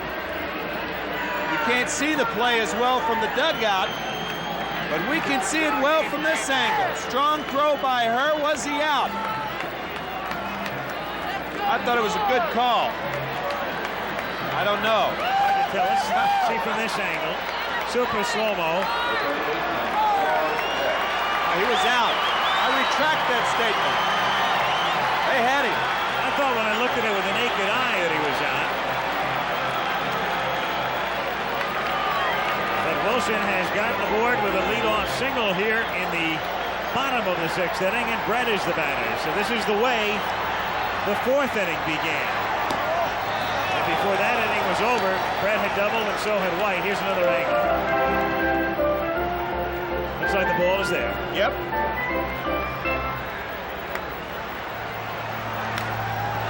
In the air, foul, and out of play. Funny the way teams get into streaks, and individuals get into streaks, and then you get into a streak where you get all the calls from the umpires, and the Royals are in one of those streaks right now because in the American League playoffs, a lot of highly controversial calls, but on balance, most of them went for Kansas City. Certainly did. And the wind blew the, you talked to Bobby Cox, the wind blew the right way for him the last night. Sundberg's home run, or excuse me, triple off the top of the fence. Sheridan's home run, somewhat windblown. Toronto's hitting the ball well to left center. They're staying in the park. There goes Wilson, and the ball is hit foul. So they send him, and Brett fouls it away. And in the bullpen, the Cardinals are busy. Once again, back of Cox. Of course, if you come out as a manager to manage, to argue and discuss a play, a lot of times, and there the right-hander, Bill Campbell, Ricky Horton, the left-hander on your right. When you come out to argue, Al, basically you're doing it to protect your players because they obviously think the call's wrong, and also you're posturing maybe to get another call later on. And then if you're trailing 2-0 and you know Wilson can run. And he's running right here, and Brett hits it high in the air to deep left field, but it's catchable for Landrum, and he makes the play, and Wilson retreats to first base. So Brett sends it a long way the other way, but it stays in. One gone. And that's a play people at home are looking at, and they say, why with Willie Wilson's speed do you not go back to first base and tag up? Somewhat of a good question if you know the ball is catchable, but in baseball normally with nobody out you go, or excuse me, you might go back and tag up. Sometimes with one out you would definitely go back and tag up. It's kind of a judgment call. Of course, with him running on the play, he's got too far to go. Really, he was almost at second base by the time Landrum caught the ball. Really had to go back to first and go back down to second. It's almost a time around the bases, isn't it? Frank White with a runner going, takes low, and Wilson steals second. Good jump. Poor throw compounds it, and Willie with a steal. He had 43 during the regular season. This often happens when a guy can run and he gets that kind of jump. 4 steps in motion by the time Cox released the ball. And Darrell Porter throws the third base side, but even with a good throw, you're not going to get Wilson with that kind of jump and that kind of speed. 3-0 the count. On deck is Sheridan, a left-handed batter. So it's conceivable that if he doesn't, as you look at Sheridan, if Cox doesn't get White, then that's one reason that Horton is up and throwing in the bullpen. Of course, were that to happen, you probably see a counter move by Hauser to bring up Motley. And we'll find out now, because White has drawn the walk, putting runners at first and second. And Sheridan, the batter. And Porter, if nothing else, going to the mound to buy some time.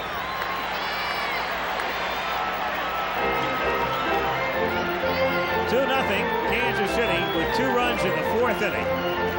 Wilson a single, Brett a double to drive in Willie. White followed with a double. Meanwhile, Leibrandt has limited St. Louis to 2 hits. Herzog is still in the dugout, and now he's going to send Mike Rourke to the mound. And with Rourke trotting to the mound, that immediately would tell you no pitching change. Rourke out there to talk with Cox. You saw Whitey Herzog shaking his head no, and one would imagine that Mike Rourke would have asked Whitey if he wanted to make a pitching change. Also, Whitey said, nope, you go out and talk to him. And you know that Whitey knows, as we said before, if he brings in a Horton, which he might want to do if he knew Sheridan would stay in there, but he probably knows that Hauser would go the other way and send up Motley. So he's opted to have Cox face Sheridan as opposed to go with Horton against Motley.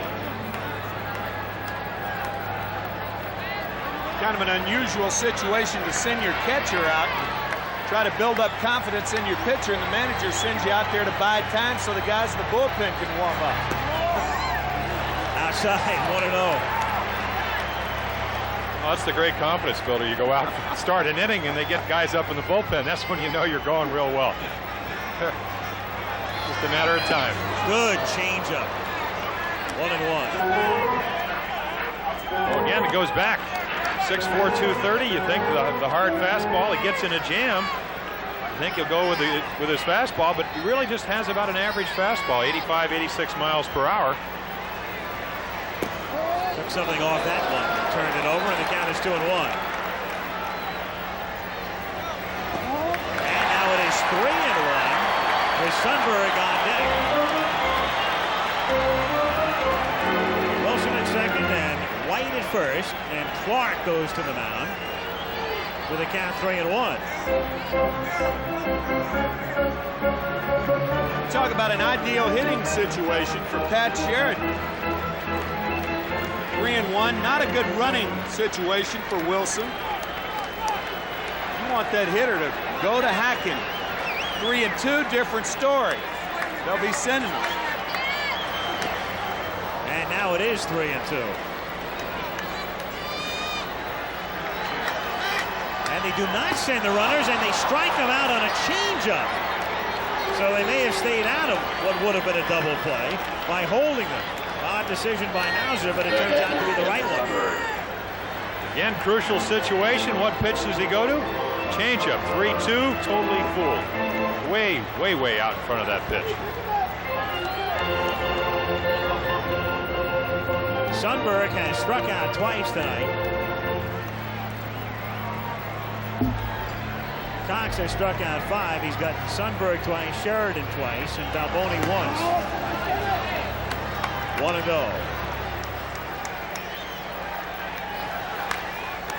Comebacker. Cox gets out of the jam. So the Royals threaten and nothing doing. No runs a hit. Leave a couple. On to the 7th inning in game 2. 2-0 Kansas City. IBM presents You Make the Call. A batter hits a ball to the fence in left field, but as the fielder tries to catch it, he deflects the ball over the wall with his glove. Is it a home run? You make the call.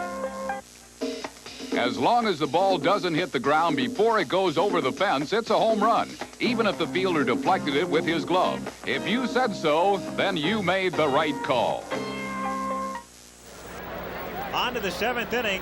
2 runs, 6 hits, no errors for the Royals. No runs, 2 hits, and no errors for the Cardinals.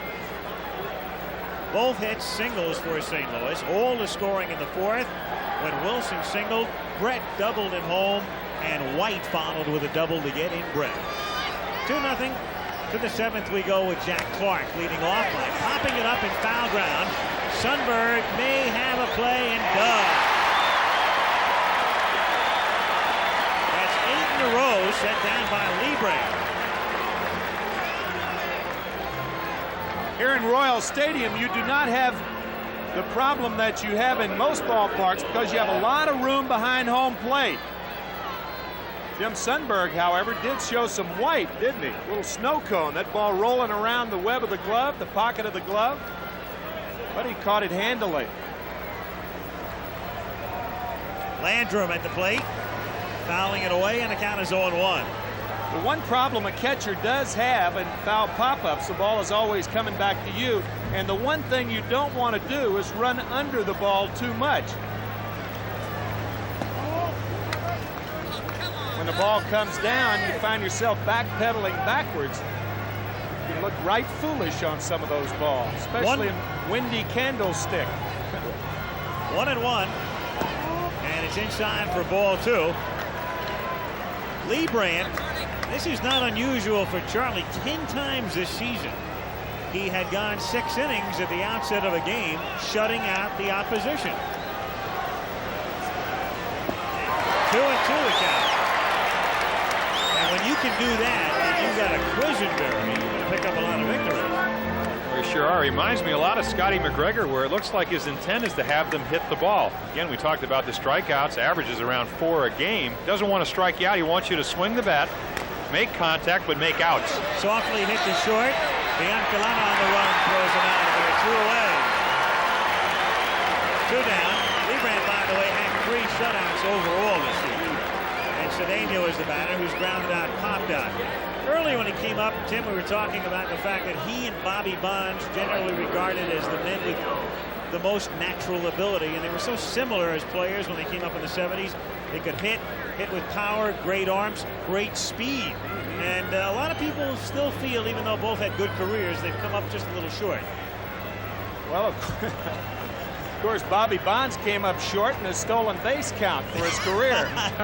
Didn't he, in that commercial? I don't know if you've been reading about it recently. Bonds did that beer commercial in which he's with a cricket player, and he asked Bobby how many bases he stole, and I think Bonds said something along the lines of 681, and then somebody finally figured out, well, Bobby only stole in the 400s. Bobby was counting the minor leagues, spring training, league. Little League, Pony League. Right. He went way back in the books. But after the fact, first of all, they tried to write it off as a typographical error. Yeah. And then they found they were 200 short. Grounded to third, and Brett throws it out. Leibrandt is still out. 10 in a row. 2-0 KC, middle of the 7th. Now, as I understand it, Bobby, in baseball, you keep your players in a bullpen, choke your bats, and steal bases? That's right, Freddie, and just about everybody drinks light beer from Miller. Oh, this is the one that's less filling. Right again, and that's important to an old base stealer like me, and it tastes great. Certainly does. Now, about these bases, mate, how many did you steal? 681. Wow. 681? Blimey, where do you keep them all? Light beer from Miller, everything you always wanted in a beer, and less. Monday on ABC's World News Tonight with Peter Jennings, the battle over a dam that could save jobs but destroy one of America's greatest white water rivers. Monday on ABC's World News Tonight. To the strains of Kansas City, here I come. The 7th inning stretch at Royal Stadium. Saw that institutional with our old buddy Pete Rose a moment ago, who I understand today predicted the Cardinals in 4. Well, 2-0 Royals as they try to square things. I sort of get the feeling that Pete might be looking in Cincinnati tonight. Balboni, half swing, doesn't come around. Well, the story earlier this year, Rose, of course, not only what he is as a player, but as a great sports fan, and naturally went out, bought the ultimate toy this year, the satellite dish. Grounded to third, and Pendleton throws him out. So Balboni is gone, and Biancalana the batter. And Rose now not only a player, of course, wanting to scout the other teams, but a manager. Goes to bed at 5 o'clock in the morning watching tapes of Texas Ranger games. I was a little surprised at Pete's bold prediction of the Cardinals 4 in a row, because Pete is not one to make bold predictions, is he? He may change tomorrow morning. He may also still be right. 2-0 Kansas City, bottom of the 7th inning. Biancalana takes inside. In the bullpen, Joe Beckwith on the left, Mark Gubazar on the right. And they're really just getting in there throwing. Because we're to Quisenberry time. If they have to go to the bullpen, and the way Leibrandt is going, he doesn't look like he needs any help at all. Strike, 2-1. You have to admire the job that Danny Cox has done, other than the 3 successive mistakes basically he made. He's pitched a whale of a game. We'll go back to 1983, Cooperstown. Brooks Robinson, day after, they called him up from the minors. I said, who's this guy that's got the great sinker and the outstanding slider?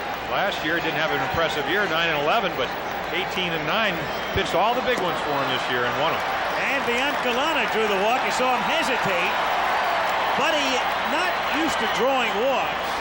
When you hit 188, you don't draw a lot of walks, but that's the third he's drawn in the World Series. And second tonight. Oh, again, something you don't want to do. You see the fastball just run off the corner. I don't think he really knows what the count is. Somebody tell David Letterman they're pitching around Biancalana. Buddy says he doesn't want to be on that show anyway. The ratings are too low. He wants to be on with Koppel, he says. He'll do Nightline. But he also night. said that he was closer in his pursuit of Ty Cobb and Pete Rose than David Letterman was in his pursuit of Johnny Carson. In a few weeks, Pete Rose will break Ty Cobb's all-time hit record, but the attention of the baseball world will shift then to another historic record chase. And with this Buddy Biancalana hit counter, you can chart the Royals' veteran utility infielders' march to immortality. All right, let's see. Buddy got a hit, 1 hit last week. All right. Only 4,181 hits to go. Good luck, Buddy. Keep up the good work. Buddy's got a lot of acclaim from that.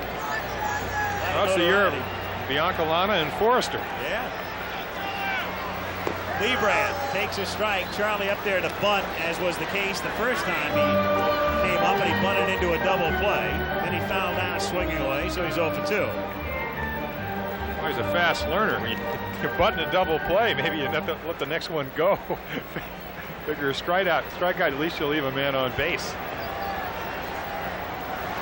And he takes another strike, and it's quickly 0-2 for a man who, in the National League, where the Reds had a 146 career batting average, he was 13 for 89. I think Tim said very well earlier, not only is it a tough visual perspective for a pitcher sometimes to bunt, but he lays this one down, and Cox will tag him, and this time he is able to sacrifice.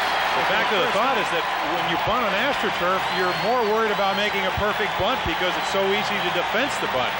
There, Biancalana running more or less, you have a lot more confidence in getting the ball down. Leibrandt getting a partial standing O as he went back, not only for doing the job, but also they're saluting him for the performance he has turned in on the mound. 2 down. And here's Lonnie Smith, singled, grounded out. Pendleton made a nice play. And then flying out. So 1 for 3 tonight. Down the middle he comes, and it's a base hit, and they're waving in Biancalana. Here comes Landrum's throw. It is right there, and they nail it. And Buddy doesn't like the call as Porter had to take it out in front of the plate and come back to get him. But the Royals taking every advantage of every opportunity, and Ferraro never hesitated, sending them home. Watch again. One of the unsung heroes early, Tito Landrum. 2 fine plays last night, a couple of hits, and watch this throw. Inside part of the diamond, Porter has to lead the plate. Dive back to get Biancalana. Some throw. All right, have another look now from a different angle here. It was a fine throw by Landrum, but not so sure that Porter made the tag. If he did, he tagged the top foot. I don't know. Very close in that angle. That angle made it look like he was safe as Balboni makes the play nicely on the ground ball hit by Pendleton. And there's one away. We're going to look again. This is a very tough call, though. If you're Billy Williams, this is as close a play as you're going to see at home plate.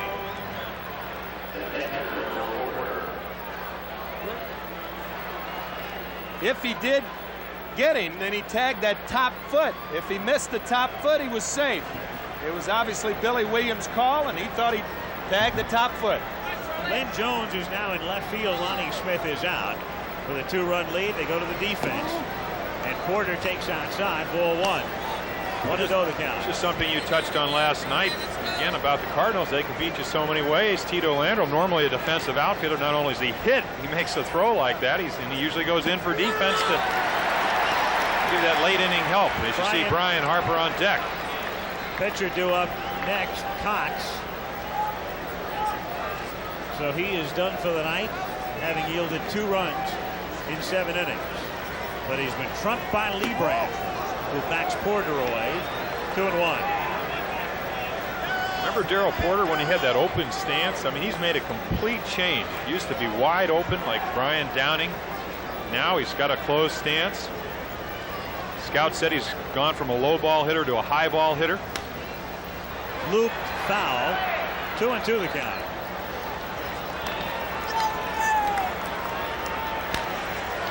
High in the air to left center field, but a lot of room for Lynn Jones. 2 down. Charlie Leibrandt has not allowed a base runner since the 4th inning. He has now retired 12 in a row, and Brian Harper comes up to bat for Cox. Leibrandt this season 2nd in the league to Dave Steve in earned run average at 2.69. Harper, you talk about great trades. He came over in the deal with Pittsburgh that also brought Tudor for George Hendrick, now with the Angels, and a minor league catcher.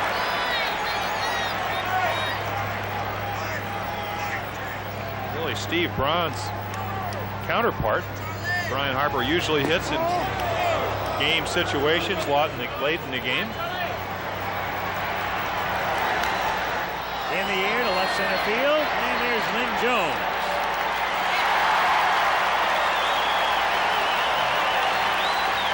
Three up and 3 down. 2-0 Kansas City, and we'll be back with the 1985 World Series Game 2 after this word from your local stations. The following message furnished by Major League Baseball. Set your sights on the best in baseball. Order the 1985 World Series program. It's chock full of facts with World Series rosters and history, and more than 100 pages of articles and photographs, making the World Series program a collector's item, and it's the same one sold at the ballpark. Send $6 check or money order to World Series Program, Box 8585, Trenton, New Jersey, 08650. That's Box 8585, Trenton, New Jersey. There are the totals at the end of 7.5. Kansas City on top by a score of 2-0, and it figured they needed good pitching and they needed some timely hitting with Ken Daly now on in relief, and they needed some hitting from their key people, Wilson and Brett and White, and those guys have done it tonight. A single by Wilson, a double by Brett, a double by White coming in the 4th inning, and a magnificent performance being turned in by Leibrandt. So Daly now in relief of Cox, with Wilson to lead off, and then Brett and White. Willie with 2 hits tonight. Shatters his bat and grounds it down to Hurd. 1 away. George Brett grounded out, doubled to drive in a run, and came in to score. And fly to left. So in the World Series now, Brett is 2 for 7. The third baseman, George Brett. In a lot of ways, this is a much better World Series, or a much more comfortable World Series for George Brett, because you all remember the last time Brett played in the World Series, what made headlines every day. Brett had a little ailment known as hemorrhoids, which made it very, very difficult. And what made it particularly difficult for Brett, it's the only thing anybody wanted to talk about for a week. 0-1 pitch. There's a strike on the outside corner, and the count is 0-2. Well, you get an idea of why Ken Daly's so effective. Porter sits away, hits the glove. Very simple game. About 92 miles per hour. Great curveball to go with it. 2-2 the count.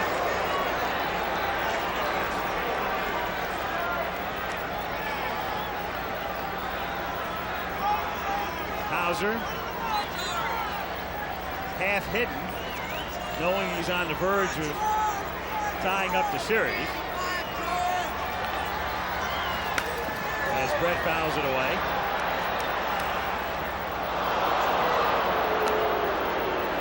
In the bullpen now, the lefty is Bud Black, and the right-hander is Steve Farr. But again, as was the case with Gubazon before, and Beckwith getting in some throwing, because if they're going to go to the bullpen right now, it's Quisenberry.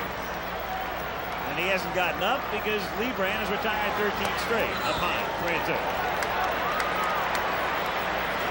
You would think that would be the case, but it goes back to what we said last night. You don't usually take Quisenberry out of a game, but I think 8 times in the last 88 ball games he's pitched, but he has not been effective against left-handers. First 3 guys can turn around and hit left-handed next inning, so you kind of wonder maybe they might bring in somebody else other than Dan Quisenberry. At least it's a thought. It's possible. The only reason I would think Quiz would be the guy would be that Hauser had to show Quisenberry he had the confidence in him in the playoffs after Dan got lit up twice by Oliver, and he had to bring him back. It's a tough choice, though, in a way, because you know that the guy may not have it, and maybe you should go the other way, but then again, do you not show the confidence in the guy that got you there? Well, we've certainly done that all year, because Quisenberry did start out not in typical Dan Quisenberry style. Still had 37 saves, but Dick did stay with him after a rough start. All I know is that Hauser certainly hopes that all of this conversation becomes totally academic. And Leibrandt is on his way to doing just that. Let's face it, it's too late now to change anyway. This is a World Series. To left field, and Landrum going back, and that one is off the fence. He juggles the ball, comes up with it, and White goes into second with another double. And Frank's had a perfect night.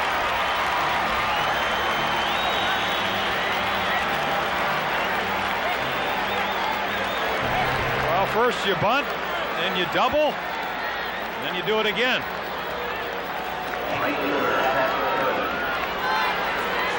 So Frank White, a single, 2 doubles, and a walk tonight. White, in 7 previous World Series games in his career, had a total of 2 hits in those 7 games, and tonight he has 3 in 1. Sheridan is staying in, I would assume, because Hauser feels that Sheridan is the better defensive outfielder. Otherwise, he'd have Motley batting here, but he'd rather have Pat playing right. And he's got the lead. So it's lefty against lefty, and he hits it down to Tommy Herr. And that's that for KC here in the 8th inning. So they're leaving that in second, and they go to the 9th, 2-0 Royals. That is a fascinating graphic right there. You would think in all that period of time, somebody would have come from behind and won a game, trailing by 2 or more runs, but it hasn't happened since the Yankees beat the Reds in 1939. And that's the dilemma facing the Cardinals right now, with McGee at the plate. Leibrandt has faced 3 over the minimum tonight. Swing and a miss. Quiz is up in the pen just in case.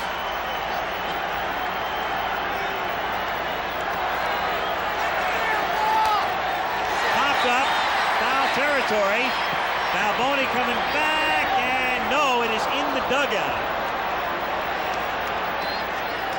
So 0-2 the count.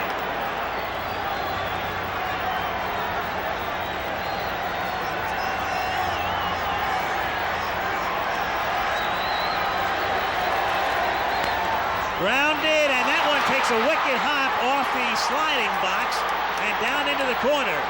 And McGee winds up with a double. It looked like it might have hit the seam as Brett dove for the ball. And so McGee, after nearly fouling out, doubles down the line.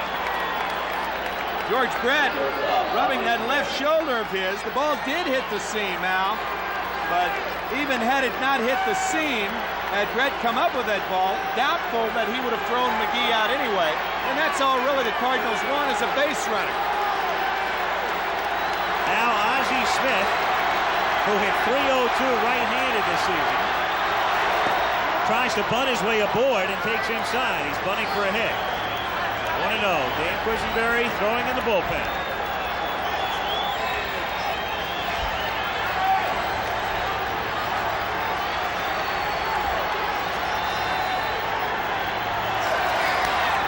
Grounded to Brett. McGee holds at second. 1 out.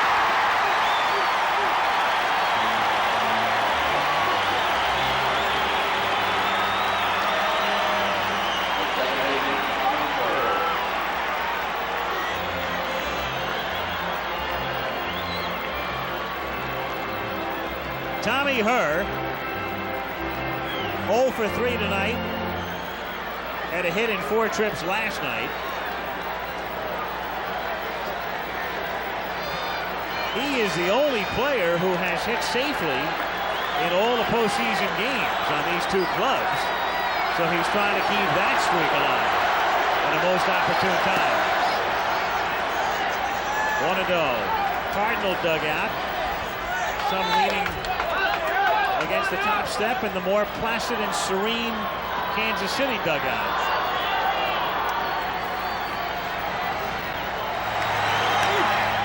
Lifts it in the air to right field. That's Sheridan making the catch.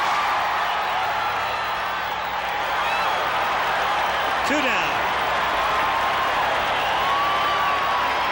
So 2 away, and Jack Clark coming to the plate.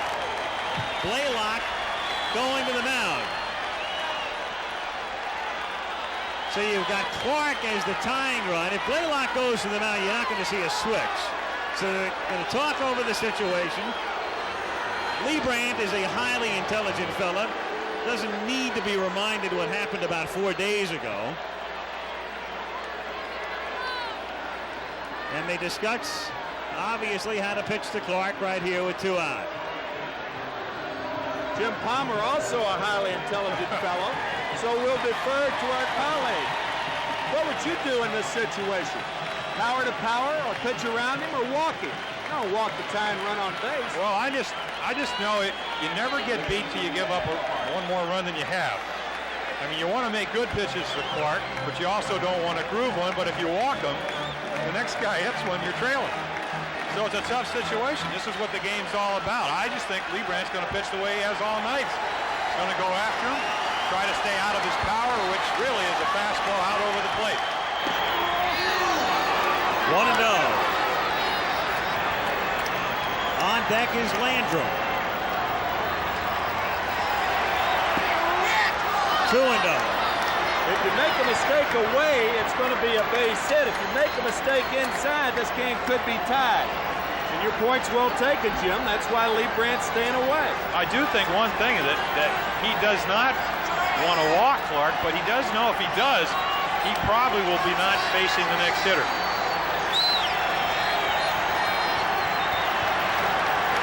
Most situations, managers do not want a pitcher to pitch this well and lose a game. You'll go to Quisenberry. 3-0.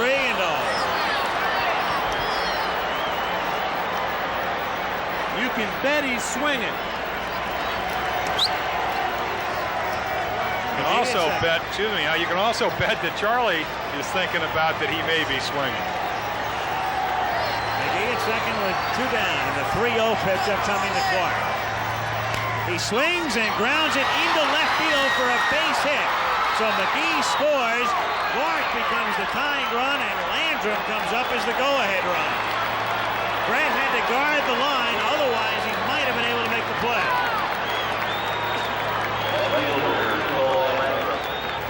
It's really kind of a point of conjecture. You don't really have to guard the line, but you choose to do that. And therefore the ball does go in the left field. That's a ball that might be playable. And again, you have to play percentages, except in late inning situations. You don't want a ball down the line by you for a double. There you see Brett on the line. George is 3 or 4 steps to his left, might catch that ball. Again, that's a managerial decision. Most of the time in Major League Baseball, they do guard the line in a tie ball game or ahead by 1 run. And if you are one that does guard the line, Jack Clark hitting against Charlie Leibrandt would be the time that you'd want to do it. They were ahead by 2, but they were guarding the line to avoid the double, which puts the tying run in scoring position. At least right now, they have the tying run at first. And Landrum fouls it away. And Dick Hauser telling you something here as well. The right-hand batting Landrum. He's got Quisenberry in the bullpen, and we've talked about Quiz, and even though on balance a successful year, having some problems here and there, and he opts to have Leibrandt, the lefty, face Landrum as the Quiz keeps warming.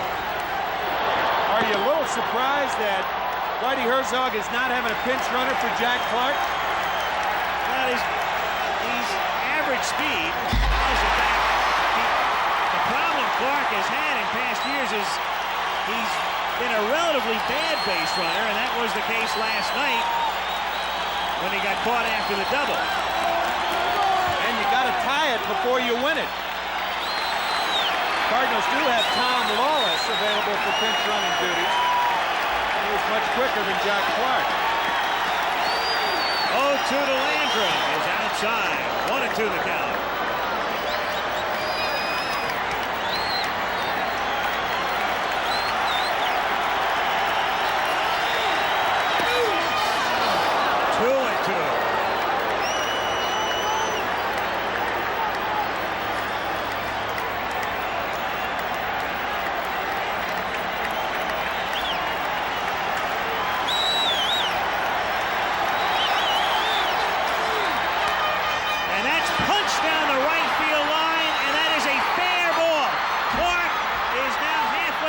Second and third, and is held there.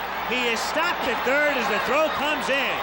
So Landrum reaches out and hits a little blooping double down the line. Clark did not make the best turn at second base and has to stop at third. Well, once again, they chose to go away, most likely trying to stay away from the long ball. Blooper to right, very similar to the base hit back in the 4th. And if you were thinking if Tom Lawless were pinch running for Jack Clark, if he would have scored, I don't believe he would have. I don't think it's so. It's a tough call, but I don't believe he would have. But he may have been sent by Hal Lanier, so you never know what might have happened. I think you're exactly right, Tim. He would have been far enough along so that Lanier probably would have sent him. Now Cedeno, and they're going to walk Cedeno. The go-ahead run is at second. They're going to walk Cedeno, and they're going to take their chances with Pendleton, who is a switch hitter.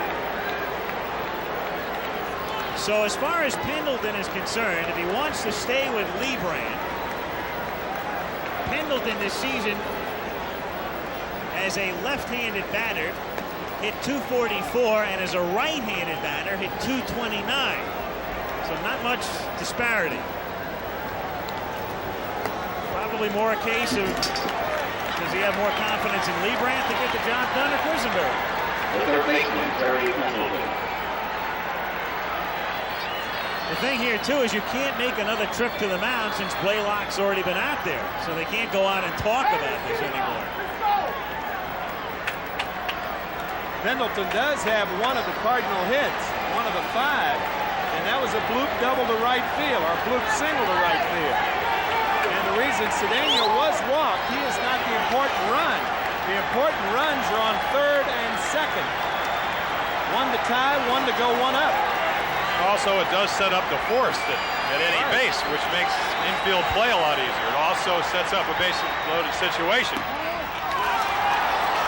Possibility of possibly walking in a run. A little more pressure on Leibrandt. Leibrandt has now thrown 130 pitches tonight. Granted, 4 of them intentional to Cedeno, but he's getting up there. That's a strike. 1-1. Pendleton looked like he was taken all the way. Why would you be taken in a situation like that? Don't want to spot a pitch or a pitch, but he did appear to be taking all the way. Interesting.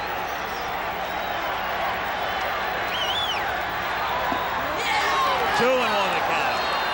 This is a very big pitch right here.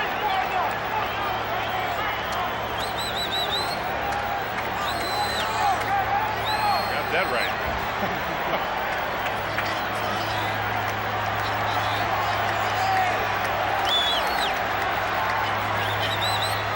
And that's hit down the line in left field, and the Cardinals will take the lead as Clark scores, Landrum scores. They're waving Cedeno in. The throw to the plate is not in time.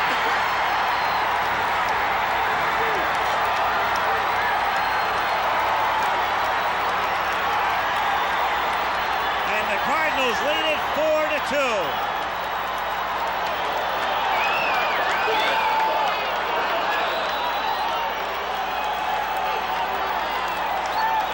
This has got to bring back memories of Game 4, the American League Championship Series, when Charlie Leibrandt had a 1-0 lead going into the top of the 9th inning, and the Blue Jays scored 3, and now the Cardinals have scored 4 in the top of the 9th, and remember that graphic at the top of the inning. It has not happened since 1939, a team coming from 2 or more runs down in the 9th inning. And here comes Hauser, who's had Quisenberry up and throwing throughout the inning. But the Cardinals coming up with 4. Leibrandt came into the inning having set down 13 straight. The double by McGee. Then he got the next 2 men, but then the roof caved in.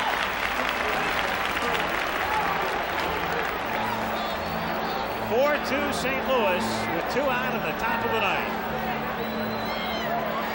2 and 1 to count. This is a very big pitch right here. And that's hit down the line in left field, and the Cardinals will take the lead as Clark scores, Landrum scores. They're waving Cedeno in. The throw to the plate is not in time.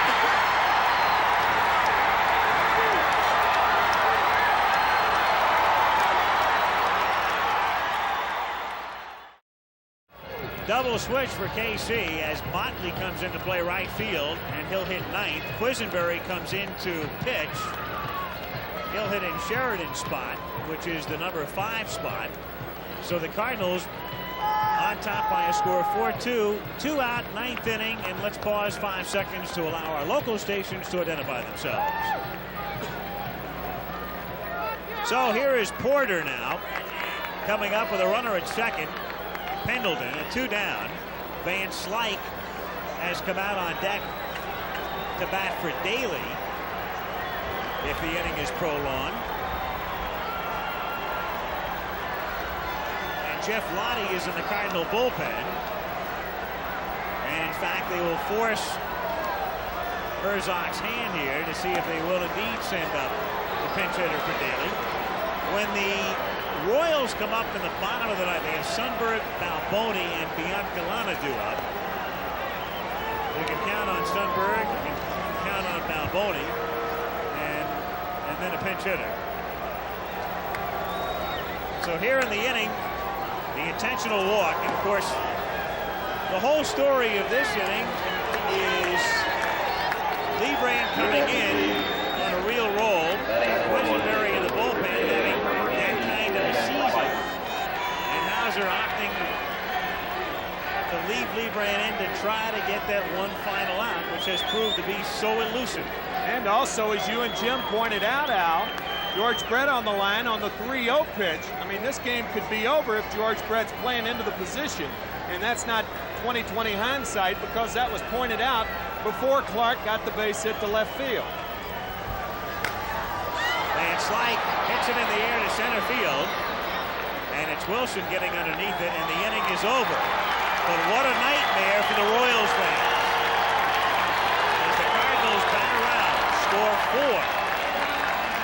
And 4 hits, and it's 4-2 going to the bottom of the 9th.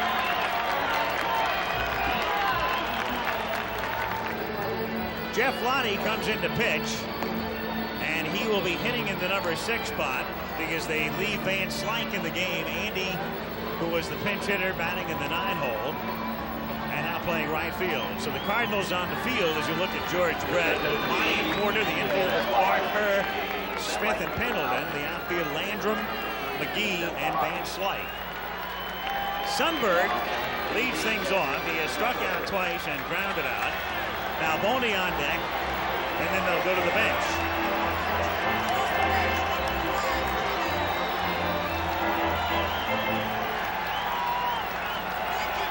Sundberg 1 for 6 in the 2 games. At .245 during the regular season. 1-0. Worth saying again, we mentioned it at the very top, no team has ever lost the first 2 at home and come back to win the World Series. McGee is there. The Royals are now 2 outs away from attempting to make history. They certainly are. And they have a guy that saved 19 games out of 22 possibilities. One of the reasons that maybe Whitey Herzog let Bruce Sutter go down to Atlanta, a man that set him up all last year on his way to 45 saves, this year has done the job all year long. Good fastball, excellent slider. There you see it. Balboni takes a strike and the count 0-1. Talk about having empathy for Charlie Leibrandt. If you'll remember, last year in the American League Championship Series, he lost Game 3 to Detroit, 1-0. That's right. And you and Jim did that game. Milt Wilcox out-pitched him. Pitched a great game. That's right. And as I recall, the only out of that game scored on a double play grounder. Little swimmer up the third base line and a base hit. Of all ways to get on for Balboni. So the man who's paid to hit home runs has a key playoff hit, a blooper to center, and now a key hit here in the bottom of the 9th inning, a little squiver up the line.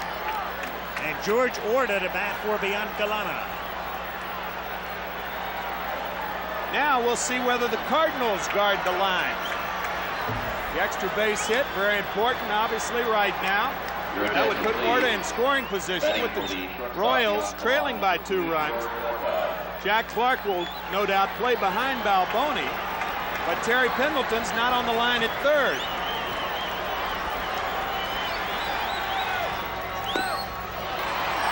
To the count. On deck is Dane Orge. With the pitcher's spot due up, there is the former Cardinal.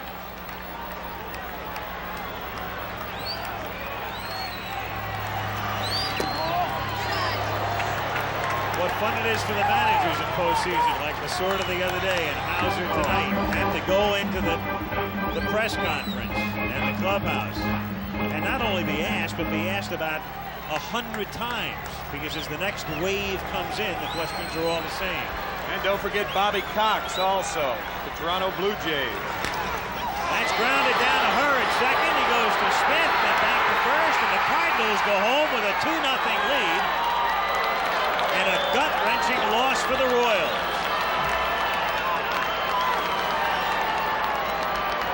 So Charlie Leibrandt throwing a masterpiece through 8, and then all the air comes out of the balloon. The Royals and their fans totally stunned. And Whitey Herzog has watched his team now win 6 in a row, and they're halfway to the 1985 World Championship. Cards win it 4-2. We'll be back. 4-2, the St. Louis Cardinals beat the Kansas City Royals, and Terry Pendleton drives in 2 runs with a double in the 9th inning that proves to be the difference. Terry, tell me what you are thinking about when they are walking the preceding batter and you're about to come up in that particular situation. Well, Al, you know, it's a big situation. It's something that really pumps you up, and you feel like they don't give you enough respect. So you want to try to do some damage, and you want to go up and look for a good pitch to hit. What about the effect that not only a victory, but a victory of this sort has on your ball club, going home 2-0 right now? Well, I think it's a big lift because we look kind of down, you know, in the first 8 innings of the ball game. But I think you have to credit that to Charlie Leibrandt, who was pitching excellent tonight. One final question. Were you surprised that Leibrandt was left in to face you, or did you expect them to bring in Quisenberry at that point? Well, you know, I really thought he would be gone after Willie hit the double. You know, I felt like, you know, they'd bring in some of their strong relievers and, you know, give him an opportunity to maybe win a ball game because of the fact that, you know, he's pitched 8 strong innings and he had to be getting tired by this time. Terry, again, thank you for joining us and congratulations. Thank you, Al. We'll be talking with Dick Hauser. We'll hear from the Kansas City manager when we come back to KC in a moment. Dick, I don't know whether you had a hunch or what, but I sure am glad I didn't have to make that decision to leave Charlie Leibrandt. Reggie, it was made before the inning started. He was in complete command, and whatever changed. When they have a lot of switch hitters in, there's not a lot you can do. Guys that can run. We wanted Gary Blaylock and I both agreed before the inning started. His stuff was good enough. It was his game to win or lose. The last year or a couple of years of Quisenberry has been dominating baseball, dominating the league. Would you have had him in there right away? Not really, Reggie. It depends on what your starting pitcher's doing. He only given up 2 hits. They got a couple of 2 strike base hits, and they got a couple of 2 out base hits. So, no, under the normal circumstances, Quisenberry would have been in the game. But I think the way Charlie Leibrandt was pitching, incomplete change, I just felt like he could get it done. Dick, I'd like to thank you for coming out. I know it's not easy. You're a class guy. Thank you, Reggie. A little tough right now in front of you, huh? Well, yeah, but... Yeah, anytime you're only 1 out away, it's always tough, you know. But we're just going to have to battle back and get this thing done in St. Louis. Again, thanks for coming out, Dick. Let's go back to Al Michaels. You said it right, Reggie. Not too many managers would agree to do an interview like that 1 minute after what just took place. 4-2, Cards win it. We'll be back in a moment.